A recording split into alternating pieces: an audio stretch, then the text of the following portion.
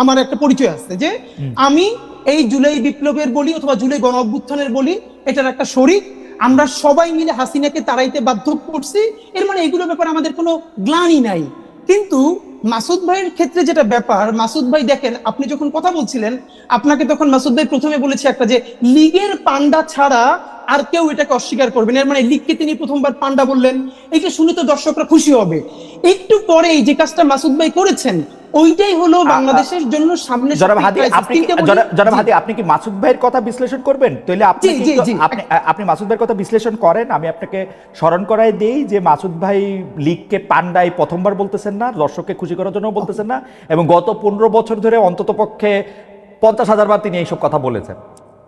আচ্ছা ভাই, তাহলে আমি আপনাকে মনে করাই দিই, মাসুদ ভাই যদি গত 15 বছর ধরে এটা বলে থাকে, এর সাথে আরেকটা সত্য হলো শাহবাগে যখন নিকৃষ্টতম মব হয়েছে বাংলাদেশের, এবং সেটাকে আমার দেশ যখন ভীষণ ভাবে ব্যানার হেডিং করে এক্সপোজ করছে যে শাহবাগে ফ্যাসিবাদের পদধ্বনি, তখন মাসুদ ভাইয়ের প্রোফাইলে এখনো আছে 10ই ফেব্রুয়ারি 2013 মাসুদ ভাই একটা স্ট্যাটাস দিছে আমার দেশের সেইটার, যে এইটার নাম যদি হয় সাংবাদিকতা তাহলে আমি লজ্জিত। এর মানে যেই শাহবাগ বাংলাদেশের বিচার ব্যবস্থা ধ্বংস করছে, রাষ্ট্র ধ্বংস করছে, পুরো সিস্টেমকে কলাপস করছে, সেইটাকে যে পত্রিকা এক্সপোজ করার পরে পত্রিকার সম্পাদক জেল খাটছে, মাথা তার উড়ে দিছে। কিন্তু আপনাকে আমি আরেকটু মানে একটা সেন্টিমেন্টাল জার্নি করাই। আমার দেশ পত্রিকা কিন্তু শাহবাগের এই আন্দোলনকে সমর্থন করেছে। আপনি 2013 সালের 6 ফেব্রুয়ারি, 7 ফেব্রুয়ারি, 8 ফেব্রুয়ারি পত্রিকা দেখেন। 9 ফেব্রুয়ারি বা 10 ফেব্রুয়ারি, আমার আপনার মতো এত শার্প ব্রেন না, কিন্তু 9 ফেব্রুয়ারি এসে তারা এটাকে প্রতিধ্বনি বলেছেন, ফেসিবাদের প্রতিধ্বনি হোক, যে প্রতিধ্বনি বলেছেন সেটা বলেছেন।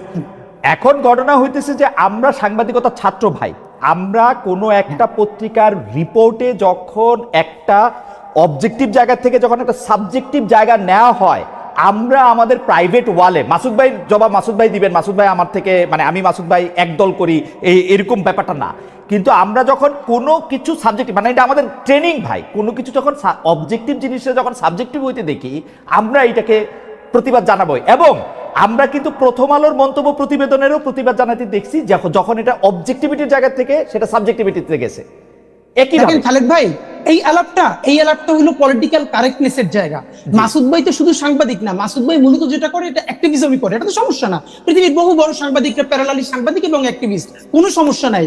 কিন্তু সমস্যা হলো মাসুদ ভাই যখন এই যে শাহবাগের প্রতিধ্বনি যখন আমার দেশ বলে, এইটা যদি সাংবাদিকতা হয় তাহলে মাসুদ ভাই যখন লজ্জা পায়, সেই মাসুদ ভাই এইমাত্র যেটা করলো, সে লিগকে পান্ডা কইলে পরের লাইনে বলতেছে যে আগের সরকারের চেয়ে ভালো চালাতে পারছে, এই সরকারের হাজারটা সমস্যা আছে, আমরা বলবো এই সরকারের দায়ও বাংলাদেশের সকল জনগণের, যে যা যা পারবে না। কিন্তু আপনি কি এটাকে কোনোভাবে গত ফ্যাসিবাদী আমলের সাথে তুলনা করতে পারবেন? কেন তুলনা করলে কি হবে? আমি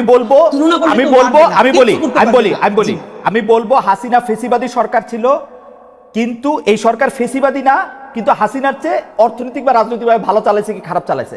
আমি যদি দেখি হাদি, আপনি আমাকে বলেন, কালকে আসিফ মাহমুদ সজীব ভুঁইয়া আমার অনুষ্ঠানে এসে বলছে যে এই সরকারের ভিতরে সরকার তার বিরুদ্ধে ষড়যন্ত্র করতেছে, এটাকে আমি কি বলবো? ভালো বলবো? আমি বলবো ও আয়সা বলছে যে ডিজিএফআই তার জায়গা থেকে ছবি তুইলা এজেন্সি করে বিদেশে পাঠাইতেছে, আমি এটাকে ভালো বলবো এই সরকারকে? যখন আমি জানি যে ডিজিএফআই হচ্ছে ডক্টর মোহাম্মদ ইউনূসের আন্ডারে। খালেদ ভাই, এই সরকারের সবথেকে বেশি সমালোচনা ইনকিলাব মঞ্চের চেয়ে বেশি কেউ করে নাই। শব্দ ধরে ধরে, বাক্য ধরে ধরে গত একটা বছর, আপনি জাস্ট পত্রিকা দেখেন, আপনি মিডিয়া দেখেন। কিন্তু প্রবলেম হলো আপনি যখন ফ্রেমিংটা, আপনি যখন একটু আগে বললো না যে এই যে ভাই একটু আগে বললো যে আপনি যখন জিজ্ঞেস করলেন মাসুদ ভাইকে যে তাহলে এর আগের যে ওই যে বর্তমান উত্তরের মেয়র সে যোগ্য না, তাহলে আসলে যোগ্যতাটা কি? তখন ভাই বললো যে ধরে নিচ্ছি তারা চোর, মানে ধরেন খোকা ভাইয়ের কথা বলেছে, আদিক সাহেবের কথা বলেছে। এর মানে মাসুদ ভাই বলছেন ধরে নিচ্ছি চোর, এর মানে কি চোর ধরে নেওয়া লাগবে? তারা চোর না। আমি আপনাকে বলি, আপনি অনেক জনপ্রিয় মানুষ, প্রচুর লোক আমাদের এখানে আপনাকে দেখতেছে, কিন্তু আপনি কিন্তু মানে আমি জানি না মানে আপনি খেয়াল করতেছেন কিনা, ধরে নেই চোরের পাশাপাশি উনি যেই কথার উপর স্ট্রেস দিচ্ছেন সেইটা হচ্ছে যে উনারা একটা সিস্টেমের মধ্যে আসছেন, ভোট বা ভোটের নামে প্রহসনের নামে, ভোটের নামে প্রহসনের নামে, আর উনি আসছেন আর এজাজ সাহেব আসছেন। কালকে আসিফ মাহমুদ সজীব ভাই বলছে যেটা সরকারের উপদেষ্টা পরিষদ সিদ্ধান্ত নিয়েছে আমাকে দিয়ে, মানে আমি এটা এক্সিকিউট করছি মাত্র। এখন খালেদ ভাই এইটা কি আপনার কাছে ভালো সিস্টেম লাগতেছে হাদি? আমার কাছে ভালো উত্তর আছে, জি, আমার বলেন। কাছে ভীষণ ভালো উত্তর আছে, আমি বলেন, দিব না। যদি আমি সরকারের স্পোক্স পারসন হইতাম আজকে, আমি যদি শফিক ভাই হইতাম, অথবা আমি যদি এনসিপির মুখপাত্র হইতাম, তাইলে আমি উত্তরগুলো দিতাম। কিন্তু আমি যেহেতু ইনকিলাব মঞ্চের মুখপাত্র, এই সরকারের আমি তো হাজারটা ক্রিটিক করি, Okay. সুতরাং আমি তাকে ডিফেন্ড করব না। আমি শুধু বলে নিচ্ছি যে এই যে শব্দগুলো চয়নের জায়গা, যে ধীরে ধীরে যেরকম ন্যারেটিভ Okay. নির্মিত হয়, আমি শুধু এই জায়গাটা ফোকাস আমি আমার মনে হয় যে আমি হাদি সাহেবকে বুঝতে পেরেছি। আমি কামাল ভাই আপনার কাছ থেকে একটু জানতে চাই, এইটা কিন্তু সত্যি কথা, আপনি মাঝে মাঝে যেহেতু আপনি অনেক জনপ্রিয় মুখ, আপনার কথায় শব্দ চয়নে অনেক সময় মনে হয় যে আপনি আওয়ামী লীগকে এই সরকারের থেকে ভালো বলতেছেন, আওয়ামী লীগ আপনার দ্বারা বেনিফিটেড হতেছে, এটাও মনে হয়। এবং আপনি হাদিকে শুনেছেন, আমার কোনো প্রশ্ন এই পর্যায়ে নাই, আপনি যদি এটাকে একটু অ্যাড্রেস করেন। সরি, দেখেন আমি বলি আপনাকে, জি আমি কিন্তু মানে এখানে হাদি যে কমপ্লেনগুলো আমার বিষয়ে তুলেছেন, আমি খুব খুশি হয়েছি। খুশি হয়েছে এই কারণে, এই প্রশ্নগুলোর আমি আসলে জবাব দিতেই চাই, কিন্তু দেওয়ার সুযোগ পাই না। মনে করুন আমি যদি হুট করে বলি, বলবো যে ভাই তোমার তো কেউ জিজ্ঞাসা করে না, তুমি এটা বলো কেন? তো এটা কি ঝামেলা?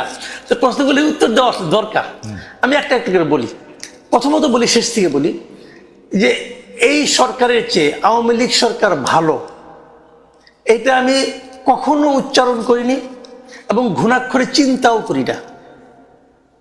আমি চিন্তাও করি না, এটা আমার চিন্তার বাইরে। কারণ এই সরকার খারাপ কিছু করলে আমরা বলতে পারতেছি। আমি ডক্টর ইউনূসের কোনো একটা কাজ পছন্দ না হলে আমরা বলতে পারতেছি। হাসিনার সরকারের সময় আমরা সরাসরি বলতে পারতাম না, আমিও বলতে পারতাম না। আমি অনেক কিছু বলছি, আমি হাসিনা গভর্নমেন্টের বিরুদ্ধে, তার কর্মকাণ্ডের বিরুদ্ধে, বিভিন্ন কাজের বিরুদ্ধে অনেক কিছু বলছি, কিন্তু এখন যেভাবে সরাসরি বলি, এতটা সরাসরি বলতে পারতাম না। কারণ আমার কিন্তু কেউ থ্রেট দেয়নি। আমি আবার বলি আপনাকে, আমার হাসিনা সরকারের আমলেও কেউ কখনো থ্রেট দেয় নাই, এই সরকারের আমলেও আমার কখনো কেউ থ্রেট দেয় নাই। আমি বলেন যে দেয় না, অনেকে বলে হাসিনা সরকার আমলে থ্রেট দেয় নাই, তার মানে তুমি তলে তলে আওয়ামী লীগ আসিলা। তাহলে এই সরকারের আমলে তো আমার কেউ থ্রেট দেয় নাই, তাহলে আমি তলে তলে এর সঙ্গে আছি না রে ভাই। কামাল ভাই, আমি একটু যোগ করি, হাসিনা সরকার আমলে এটা ভয়াবহ ছিল। কারণ আমি যেহেতু এই বিজনেসে আসি, মানে সরি এই চাকরিতে আসি 28-29 বছর ধরে, আমি কিন্তু খেয়াল করি। কামাল ভাই আপনি দেখেন, এখন কিন্তু যে কোনো টেলিভিশন, যে কোনো আপনাকে ডাকতে দ্বিধা করে না, বরং আপনাকে চায়, আপনি সময় দিতে পারেন না, যদিও আপনি সরকারের প্রতি অনেক বেশি ক্রিটিক্যাল। কিন্তু যখনই আপনি আওয়ামী লীগ সরকারের প্রতি ক্রিটিক্যাল ছিলেন, আমরা বিদেশে বসে আপনাকে পাইতে হইতো, অন্য টেলিভিশন আপনাকে ডাকতে সাহস করতো না। এই একটা স্পষ্ট তফাৎ কিন্তু আছে, এই স্পষ্ট বুঝতাম না। জি, আমি ওটা হয়তো ওটা আমি বুঝতাম না, কিন্তু আমি যেটা বুঝতাম, আমি বলি আমাকে 2-1 বার ডিজিএফআই থেকে কফি খাওয়ার দাওয়াত দিছি রাইট আগের আমলে, বাট আমি যাইনি। আমি বলছি আমার সময় নাই। তারা কিন্তু আমার সঙ্গে অভদ্র আচরণ করে না, ধমকায় নাই। এবং তাই বলে কি ওদেরকে আমি সমর্থন করি? নো, কোনো বিবেচনাতেই করি না। এবং আমি আবারও তো বললাম যে আমি এই সরকারের চেয়ে ওটাকে ভালো, বেটার এটা মনে করার কথা আমি চিন্তাও করি না। কারণ ওই সরকারে এত এত সমস্ত লোক ছিলেন, খোদ সরকার প্রধান থেকে শুরু করে শেখ হাসিনা সম্পর্কে আমি যে সমস্ত কথাবার্তা বলেছি, হাদি হয়তো ভুলে গেছে, হয়তো অন্য কিছু নিয়ে ব্যস্ত ছিল, আমার মতো ক্ষুদ্র মানুষের কথা তার খেয়াল করার দরকার নাই। কিন্তু আমি আবারও বলি যে আমি কখনোই তাদেরকে, মানে আমি মনে করি বাংলাদেশের সবচেয়ে বড় ক্ষতিটা শেখ হাসিনা এবং তার আশেপাশের লোকজন করে দিয়ে গেছেন ভাই। এটা রিয়েলিটি, এটা মানতে আমার কোনো দ্বিধা নাই, আগেও ছিল না এখন। আর আমি টু দ্য পয়েন্ট একটা প্রশ্নের জবাব দিই, যে প্রশ্নের জবাব আপনি কিছুটা দিয়েছেন। সেটা হলো যে শাহবাগের ওই আন্দোলন নিয়ে, ওইটা নিয়ে ওই সময়ে ইনকলাবের যে জিনিসটা হয়েছে, আমি ওইটাকে জার্নালিজম মনে করি না। না ইয়াতে আমার দেশ পত্রিকায় আমি মনে করি, আমার দেশ, সরি ইনকলাব আমার দেশের, ওটাকে আমি জার্নালিজম এখনো মনে করি না। আমি মনে করি অ্যাক্টিভিজম এবং জার্নালিজম দুটো ডিফারেন্ট জিনিস, টোটালি পার্থক্য, মানে আলাদা জিনিস একটা। উনি যেটা করেছেন, মাহমুদুর রহমান সাহেব, উনি আসলে সাংবাদিক না তো ভাই, এটা বলে লাভ নাই। আমার একটা প্রশ্ন আছে, কারণ ভাই আপনি আমার দেশের মাহমুদুর রহমান সাহেবের জার্নালিজমকে জার্নালিজম মনে করলেন না, কিন্তু 10 বছর ধরে আমাদের অন্যান্য পত্রপত্রিকা বা সাংবাদিকরা যা করছে তা কি জার্নালিজম ছিল? তারই কি আপনি এত কঠিনভাবে আক্রমণ করছেন, নাম ধরে বলছেন যে আমি একটা কথা বলি আপনাকে, কয়েকদিন আগে জনকণ্ঠ দখল হয়ে গেল, কয়েকদিন আগের কথা, দখল হয়ে গেল, আবার চলে আসলো, ওরা আবার আপোষ করে ফেরাইলো। জনকণ্ঠ যখন দখল হলো, আমি দখল হওয়াটাকে কিন্তু আমি সমালোচনা করেছি। আবার পাশাপাশি আমি এটাও বলেছি যে শামীমা খান কিভাবে জনকণ্ঠের সম্পাদক হয়েছেন এটা আমি বুঝতে পারি না, কারণ আমি জনকণ্ঠে সাংবাদিকতা করেছি টানা 12 বছর। কিন্তু কামাল ভাই, এবং শামীমা এখানে একদিনের জন্য ওখানে আসেন নাই, কিন্তু কামাল ভাই হাজবেন্ড মারা যাওয়ার পরে উনি সম্পাদক হন কিভাবে? কিন্তু কামাল ভাই, আমি বুঝি না। কামাল ভাই বলতে পারবো না। কামাল ভাই, আতিকুল্লাহ খান মাসুদ কিভাবে সম্পাদক হয়েছে, জনকণ্ঠের সম্পাদক, সেই প্রশ্ন তো আপনি তুলেন নাই। মাহমুদুর রহমান সাহেবের যে যোগ্যতা আছে, ওটা আমি তুলছি, যে কেন তুলবো না? আতিকুল্লাহ খান ওটা আমি মাসুদের- তুলেছি, আতিকুল্লাহ আমি বলি আপনাকে ওটা আমি তুলেছি, কেন তুলবো না? ওইটা আমি বলি ওটা আমার একটা লেখা আছে ভাই, আমি রিপোর্টার ভয়েস যেটা আছে সেই ডিআরইউ ম্যাগাজিন বেরোয়, ওখানে আমি স্পষ্ট করে লিখেছি যে উনি কিভাবে সম্পাদক হলেন, মালিক হিসেবে সম্পাদক হলেন, সবাই তারা মাইনে নিছে, তখন আমি জুনিয়র রিপোর্টার, আমি মেনে নিছি, বলেছি আমি ওখানে, এটা কেন বলবো না? না, ভাই আমি বাংলাদেশে তো সবাই সেটা ভাই, বলতে আমার কোনো সমস্যা নাই। বাংলাদেশে তো সবাই মালিক সম্পাদক। আনার হোসেন মঞ্জু কিভাবে সম্পাদক হলেন ইত্তেফাকের? আচ্ছা, এখানে একটা কথা আছে, কথাটা হলে কেন বলি আপনাকে, শাহাবুদ্দিন সাহেবের আইনটা করার আগ পর্যন্ত তো সম্পাদক হতে কোনো বাধা ছিল না, ওটা তারা আইনগতভাবে পারতো। পরবর্তীতে আইনটা অন্যরকম কঠিন হয়েছে, সেই কঠিনে এখন কি হয়, এখন সাংবাদিক হতে হলে ওনারা একটা বাইপাস করে একটা মানে সার্টিফিকেট ম্যানেজ করে কোনো একটা আন্ডারগ্রাউন্ড পত্রিকা থেকে, যে এই পত্রিকা উনি এত বছর ধরে সাংবাদিকতা করতেছেন, অতএব উনি সম্পাদক হতে পারবেন, এটা ম্যানেজ করে নেয় তারা সবাই, এবং আমার ধারণা তারা এইভাবেই সম্পাদক হয়েছেন। এটাগুলো তবে আমি যেটা বলছিলাম যে তখন ওই মূল পয়েন্ট আসে, তাহলে পরে আবার জবাব দেওয়ার সময় পাবো না, পরে প্রশ্ন উঠবেও না। এটা হলো আমার দেশের ওই হেডলাইন, ওই নিউজটা আমি পড়েছি ভাই, ওইটাতে যেটা ছিল দ্যাট ওয়াজ নট জার্নালিজম, কথা পরিষ্কার। ওই উনি যে প্রেডিক্ট করেছেন, উনি যেভাবে লিখেছেন, ওইটা ছিল অ্যাক্টিভিজম, এবং ওই activism maybe right, maybe not right, সেটা অন্য হিসাব, ওই আলোচনা আমি যাচ্ছি না, কিন্তু ওটা জার্নালিজম না। আমি সেটাই বলেছি যে এটা যদি সাংবাদিকতা হয় তাহলে ভাই, আমার অবজারভেশন এটা, আমি কিন্তু আমার ওইখান থেকে কামাল ভাই, সাংবাদিকতা তো পৃথিবীতে বহু রকম, আপনি একরকম সাংবাদিক, আমি আপনি দুজন ক্লাসেই পড়ছি যে এটা বহু রকম অবশ্যই সাংবাদিকতা। বহু রকম আছে। আপনি এটা সাংবাদিকতা না, এটা কেমনে বলবেন মাসুদ ভাই? না, আমি এখনো যেটা, অনেক সাংবাদিকতার ধরন আছে, অনেক সাংবাদিকতার স্কুল আছে, জি। এক এক স্কুলিং এক এক রকম, কোনো সমস্যা নাই। আমি তো আমার স্কুলিংটা নিয়ে বলবো, আমি যেভাবে শিখেছি, আমি যেভাবে ভেবেছি, না। আমার ভাবনার সঙ্গে যায় না, অতএব আমি বলছি। না, কিন্তু কামাল ভাই, সমস্যাটা কি? কিন্তু আমি কামাল তো ভাই, আমার কথা বলেছি ভাই। কামাল ভাই, আপনি যদি এই আপনার লিটমাস পেপারে ঘষেন, তাহলে আমেরিকার অর্ধেক টেলিভিশন বাদ পড়ে যাবে, অর্ধেক নিউজ পেপার বাদ পড়ে যাবে, লন্ডনের অর্ধেক নিউজ পেপার বাদ পড়ে যাবে, ভারতের অনেক কিছু বাদ পড়ে যাবে, করতেই পারে। ভারতে তো টিকবেই অল্প কয়টা, তাইলে এটা হতে পারে। যেমন আমি মনে করেন পারছেন, আমি এমনকি আমি ভারতের সবচেয়ে জনপ্রিয় পত্রিকা যেটা বাংলায়, আনন্দবাজার, ওটাকে আমি সাংবাদিকতা মনে করি না, কারণ আমি মনে করার অধিকার, আমার নিজস্ব মতামত আমি কি আমার ফেসবুকে দিতে পারবো না? ওকে, আপনি আমি তো আমার মতামত দিচ্ছি। আপনি কি আরেকটু বলবেন? আমি তো তাহলে সবাইকে আমি মানার জন্য আবার বাধ্য করি নাই। একটু হাদির কাছে যাইতাম। হাদির, আপনি কি আরেকটু বলবেন, বা নাকি আপনি এখন একটু জনাব হাদির কাছে যাই? জনাব হাদি, আপনি তো বলবেনই, কিন্তু আমি আপনার কথা একটু উদ্ধৃত করি। আমি আপনাকে অনেক লক্ষ্য করি, আপনার বক্তব্যের মধ্যে অনেক ডিরেক্টনেস থাকে। আমি আপনাকে একটু কোট করি হাদি। আপনি বলছেন যে যাদের অ্যান্ড্রয়েড ফোন কেনার সামর্থ্য ছিল না, তাদের হাতে এখন আইফোন। এটা কাদের উদ্দেশ্যে দিয়েছেন? মানে এটা কি, মানে এই বক্তব্যকে এনসিপির কারো গায়ে লাগতে পারে? মানে প্রায় একই সময় জনাব মাহফুজ আলমও একটা স্ট্যাটাস দিয়েছিলেন, পরে যেটা আবার তিনি কারেক্ট করেছেন, যে কেউ যখন একা, মানে তিনি ইঙ্গিত করেছিলেন নতুন একটি রাজনৈতিক দল যদি দেখে যে এর মধ্যে অনেকেই দুর্নীতির সাথে জড়িত, একজন যদি না করে, তাহলে এইটা কি আপনি একটু বলবেন? এই আর্থিক অভিযোগ, আন্দোলনের বিভিন্ন শ্রেণীর সমন্বয়ক বা সদস্যদের বিরুদ্ধে অনেক আর্থিক অভিযোগ যে রয়েছে, সেটা সম্পর্কে আপনার অবজারভেশনটাকে একটু আপনি বলবেন। যেহেতু ইনকিলাব মঞ্চ, হ্যাঁ আমি বলছি ভাই, বলছি ইনকিলাব মঞ্চ মানুষের কাছে, জি হ্যাঁ শিওর। এইটা আমি যেই প্রোগ্রামে বলেছিলাম যে যাদের হাতে অ্যান্ড্রয়েড ফোন মানে থাকতে কষ্ট হয়েছে, এখন আইফোন, টি শার্ট দামি, এই মঞ্চে দুইজন উপদেষ্টাও ছিলেন, কিন্তু প্রোগ্রামটা ছিল মূলত ওসমানী স্মৃতি মিলনায়তনে প্রায় 1000-এর মতো বাংলাদেশের জুড়েই আহত যোদ্ধা, যাদের একদম অনেকের চোখ নাই, হাত নাই, দেখলেই বুঝে যায় সারা দেশ থেকে ওনারা এসেছিলেন। তো স্বাভাবিকভাবে এখানে অনেকে আমন্ত্রিত ছিলেন সব রাজনৈতিক দল থেকে, কিন্তু এখানে বক্তৃতার স্পিরিটটা ছিল যে বিএনপি বলি, জামাত ইসলামী বলি, অপরাপর অন্যান্য দল বলি, তাদের ব্যাপারে যে বিভিন্ন অভিযোগ, এই অভিযোগগুলো মানুষ মানে নতুন না বলেই মানুষ একটা গণ অভ্যুত্থানের মুখদেরকে পছন্দ করেছে। এখন ধরেন বাংলাদেশের সমস্যাটা হলো গণ অভ্যুত্থানের একমাত্র মুখ মনে করা হয় এনসিপি কে। না রে ভাই, এনসিপি ছাড়াও যারা এনসিপি তে যোগ দেয় না, এরকম আরো অনেকগুলো স্টেক হোল্ডার আছে যারা পলিটিক্স করতেছে না, সরাসরি পার্টিতে জয়েন করে না, কিন্তু গণ অভ্যুত্থানের বিশাল শক্তি। তো আমরা যেটা স্পষ্ট করে বলি যে যেই ছেলেটা, যেই মেয়েটা আন্দোলনের প্রধান মুখ ছিল বা ছোট করেও ছিল, তাদের যদি ছোট নৈতিক পদস্খলন ঘটে, এটা আমাদের রক্তক্ষরণ হয়। এর কারণ হলে মানে কি, আমরা এটা বলেছি বিএনপি চাঁদাবাজি করতে পারবে, জামাত করতে পারবে, বা অন্যান্যরা করলে সমস্যা নাই, তোমরা করলে সমস্যা না। এটা আমরা স্পেসিফিকলি শুধু এনসিপি কেও বলি নাই, আমরা বলেছি যে মুখগুলোর দিকে তাকিয়ে বাংলাদেশে, ভাই আমি এখন আপনার সাথে যেখানে শো করছি, এই সামনের রাস্তায় আমি 8 এর বাচ্চার জানাজা পড়েছি, এই জুলাইয়ের সময় 8 এর বাচ্চার জানাজা পড়েছি।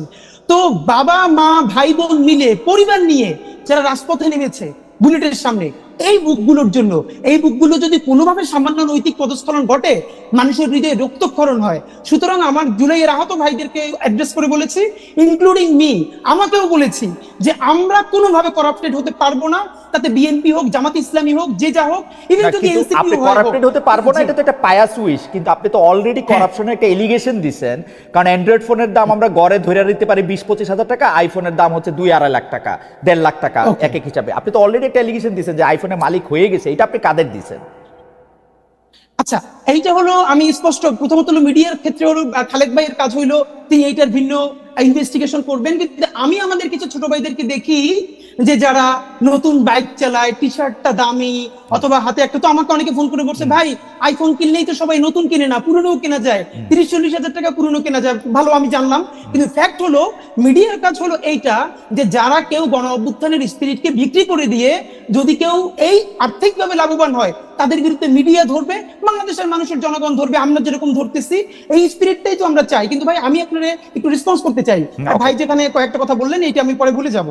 এক নম্বরে হলো ভাই যেটা বললেন যে মাহমুদুর রহমান সাংবাদিক না, আমি খালেদ ভাইয়ের কাছে বিনীতভাবে জানতে চাই, মাসুদ কামাল ভাইয়ের কাছে জানতে চাই, বাংলাদেশের যে সাংবাদিকতার নীতি নৈতিকতা আছে বা নীতিমালা নিশ্চয়ই আছে, পিআইবি আছে, প্রেস ক্লাব আছে, আর অন্যান্য যে মিডিয়া আছে, মানে প্রতিষ্ঠান আছে, এইখানে এক্স্যাক্টলি এই সাংবাদিক হয়ে ওঠার যে নিয়ম, এইখানে কি কি নীতিমালা আছে, যে নীতিমালা মাহমুদুর রহমান ভায়োলেট করে আমার দেশের সম্পাদক হয়েছেন। নাম্বার 2, মাহমুদুর রহমান আমার দেশের সম্পাদক হওয়ার বহুদিন আগে থেকে বিবিসি বাংলার সাবেক বড় সাংবাদিক এবং বাংলাদেশের প্রতিষ্ঠিত সাংবাদিক আতাউস আমাদের মতো মানুষ, যিনি আমার দেশের দীর্ঘদিন উপদেষ্টা সম্পাদক ছিলেন, তার পাশে বসে বসে কাজ শিখেছেন। নাম্বার 3, আমার দেশ তিনি কোনোদিন দখল করেন নাই, তাকে সবাই মিলে আমার দেশ দিয়েছে যে প্লিজ আপনি চালান, পত্রিকাটা বন্ধ হয়ে গেছে। নাম্বার 4, খালেদ ভাই আপনাকে একটা বলা দরকার, মাসুদ ভাই যেটা বলেছেন যে এই কথাটা মিলে গেছে আওয়ামী লীগের অ্যাপিলেট ডিভিশনের বিচারপতিদের মতো। কিরকম? শফিক রেহমান বর্তমান যে অ্যাপিলেট ডিভিশন আগে ছিল, তাদের বিরুদ্ধে একদম স্পষ্ট একটা অভিযোগে কলাম লিখেছিলেন, আমার দেশ চেপেছিল। শফিক রেহমান এবং মাহমুদুর রহমানকে হাইকোর্ট নিয়ে ঘন্টার পর ঘন্টা দাঁড়িয়ে রেখেছে, বলেছে ট্রুথ ইজ নো ডিফেন্স। সেইটার পরে আমার দেশকে সম্পাদককে বলতেছে বাই চান্স এডিটর। এর মানে অ্যাপিলেট ডিভিশনের যে আওয়ামী লেসপেন্সাররা ছিল, তারা মাহমুদুর রহমানকে আচ্ছা আপনি জনবাদী আমরা আসলে অনেকগুলি বিষয় নিয়ে আলোচনা করবো, আপনি এই বিষয়টা নিয়ে স্পেসিফিক কথা বলেছেন, মাসুদ কামাল ভাই এটা একটু বলুক, এটা একটু বলি, আর আপনি যে এটা কথা বলতেছেন যে ট্রুথ ইজ একটা কথা আমি কিন্তু ভাইকে শাহবাগে বলতে চাই, প্লিজ একটা কথা, একটা সেটা হচ্ছে, আর একটা ব্যাপার হলো, হ্যাঁ ভাইয়ের যে এথিক্স, মাসুদ কামাল ভাইয়ের মনে হইলো যে ওইটা অ্যাক্টিভিজম হয়েছে, সাংবাদিকতা হয় নাই। তো আমার পরবর্তীতে কথা হলো, এরপর যে শাহবাগে রাষ্ট্রদ্রোহিত হইলো, দিনের পরে দিন তারা পতাকা উড়াইতেছে, সরকারি অফিস বন্ধ রাখতেছে, নিকৃষ্টতম মব করতেছে, ঠিক মাসুদ কামাল ভাইয়ের টাইমলাইনে পুরো শাহবাগের মব সন্ত্রাসের সময় কয়দিন তিনি সেইটার সমালোচনা করছেন। মাত্র 50 জন লোক ছিল, আমি সামনে সেইটার 500 লোক কইরা পত্রিকা দেখাইছে। কামাল ভাই এটা আপনি একটু যদি অ্যাড্রেস করেন, একটু সংক্ষেপে যদি আপনি অ্যাড্রেস করেন। 2টা প্রশ্ন, এক হচ্ছে মাহমুদুর রহমান সাহেব কোন নীতিমালা ভঙ্গ করেছেন, সেটা একটা সম্পাদক হতে গিয়ে যে আপনি সাংবাদিক মনে করছেন, আর 2 হচ্ছে যে আপনি শাহবাগ যেটা মব সন্ত্রাস বলছেন সেইটার ক্ষেত্রে আপনি কি বলেছেন।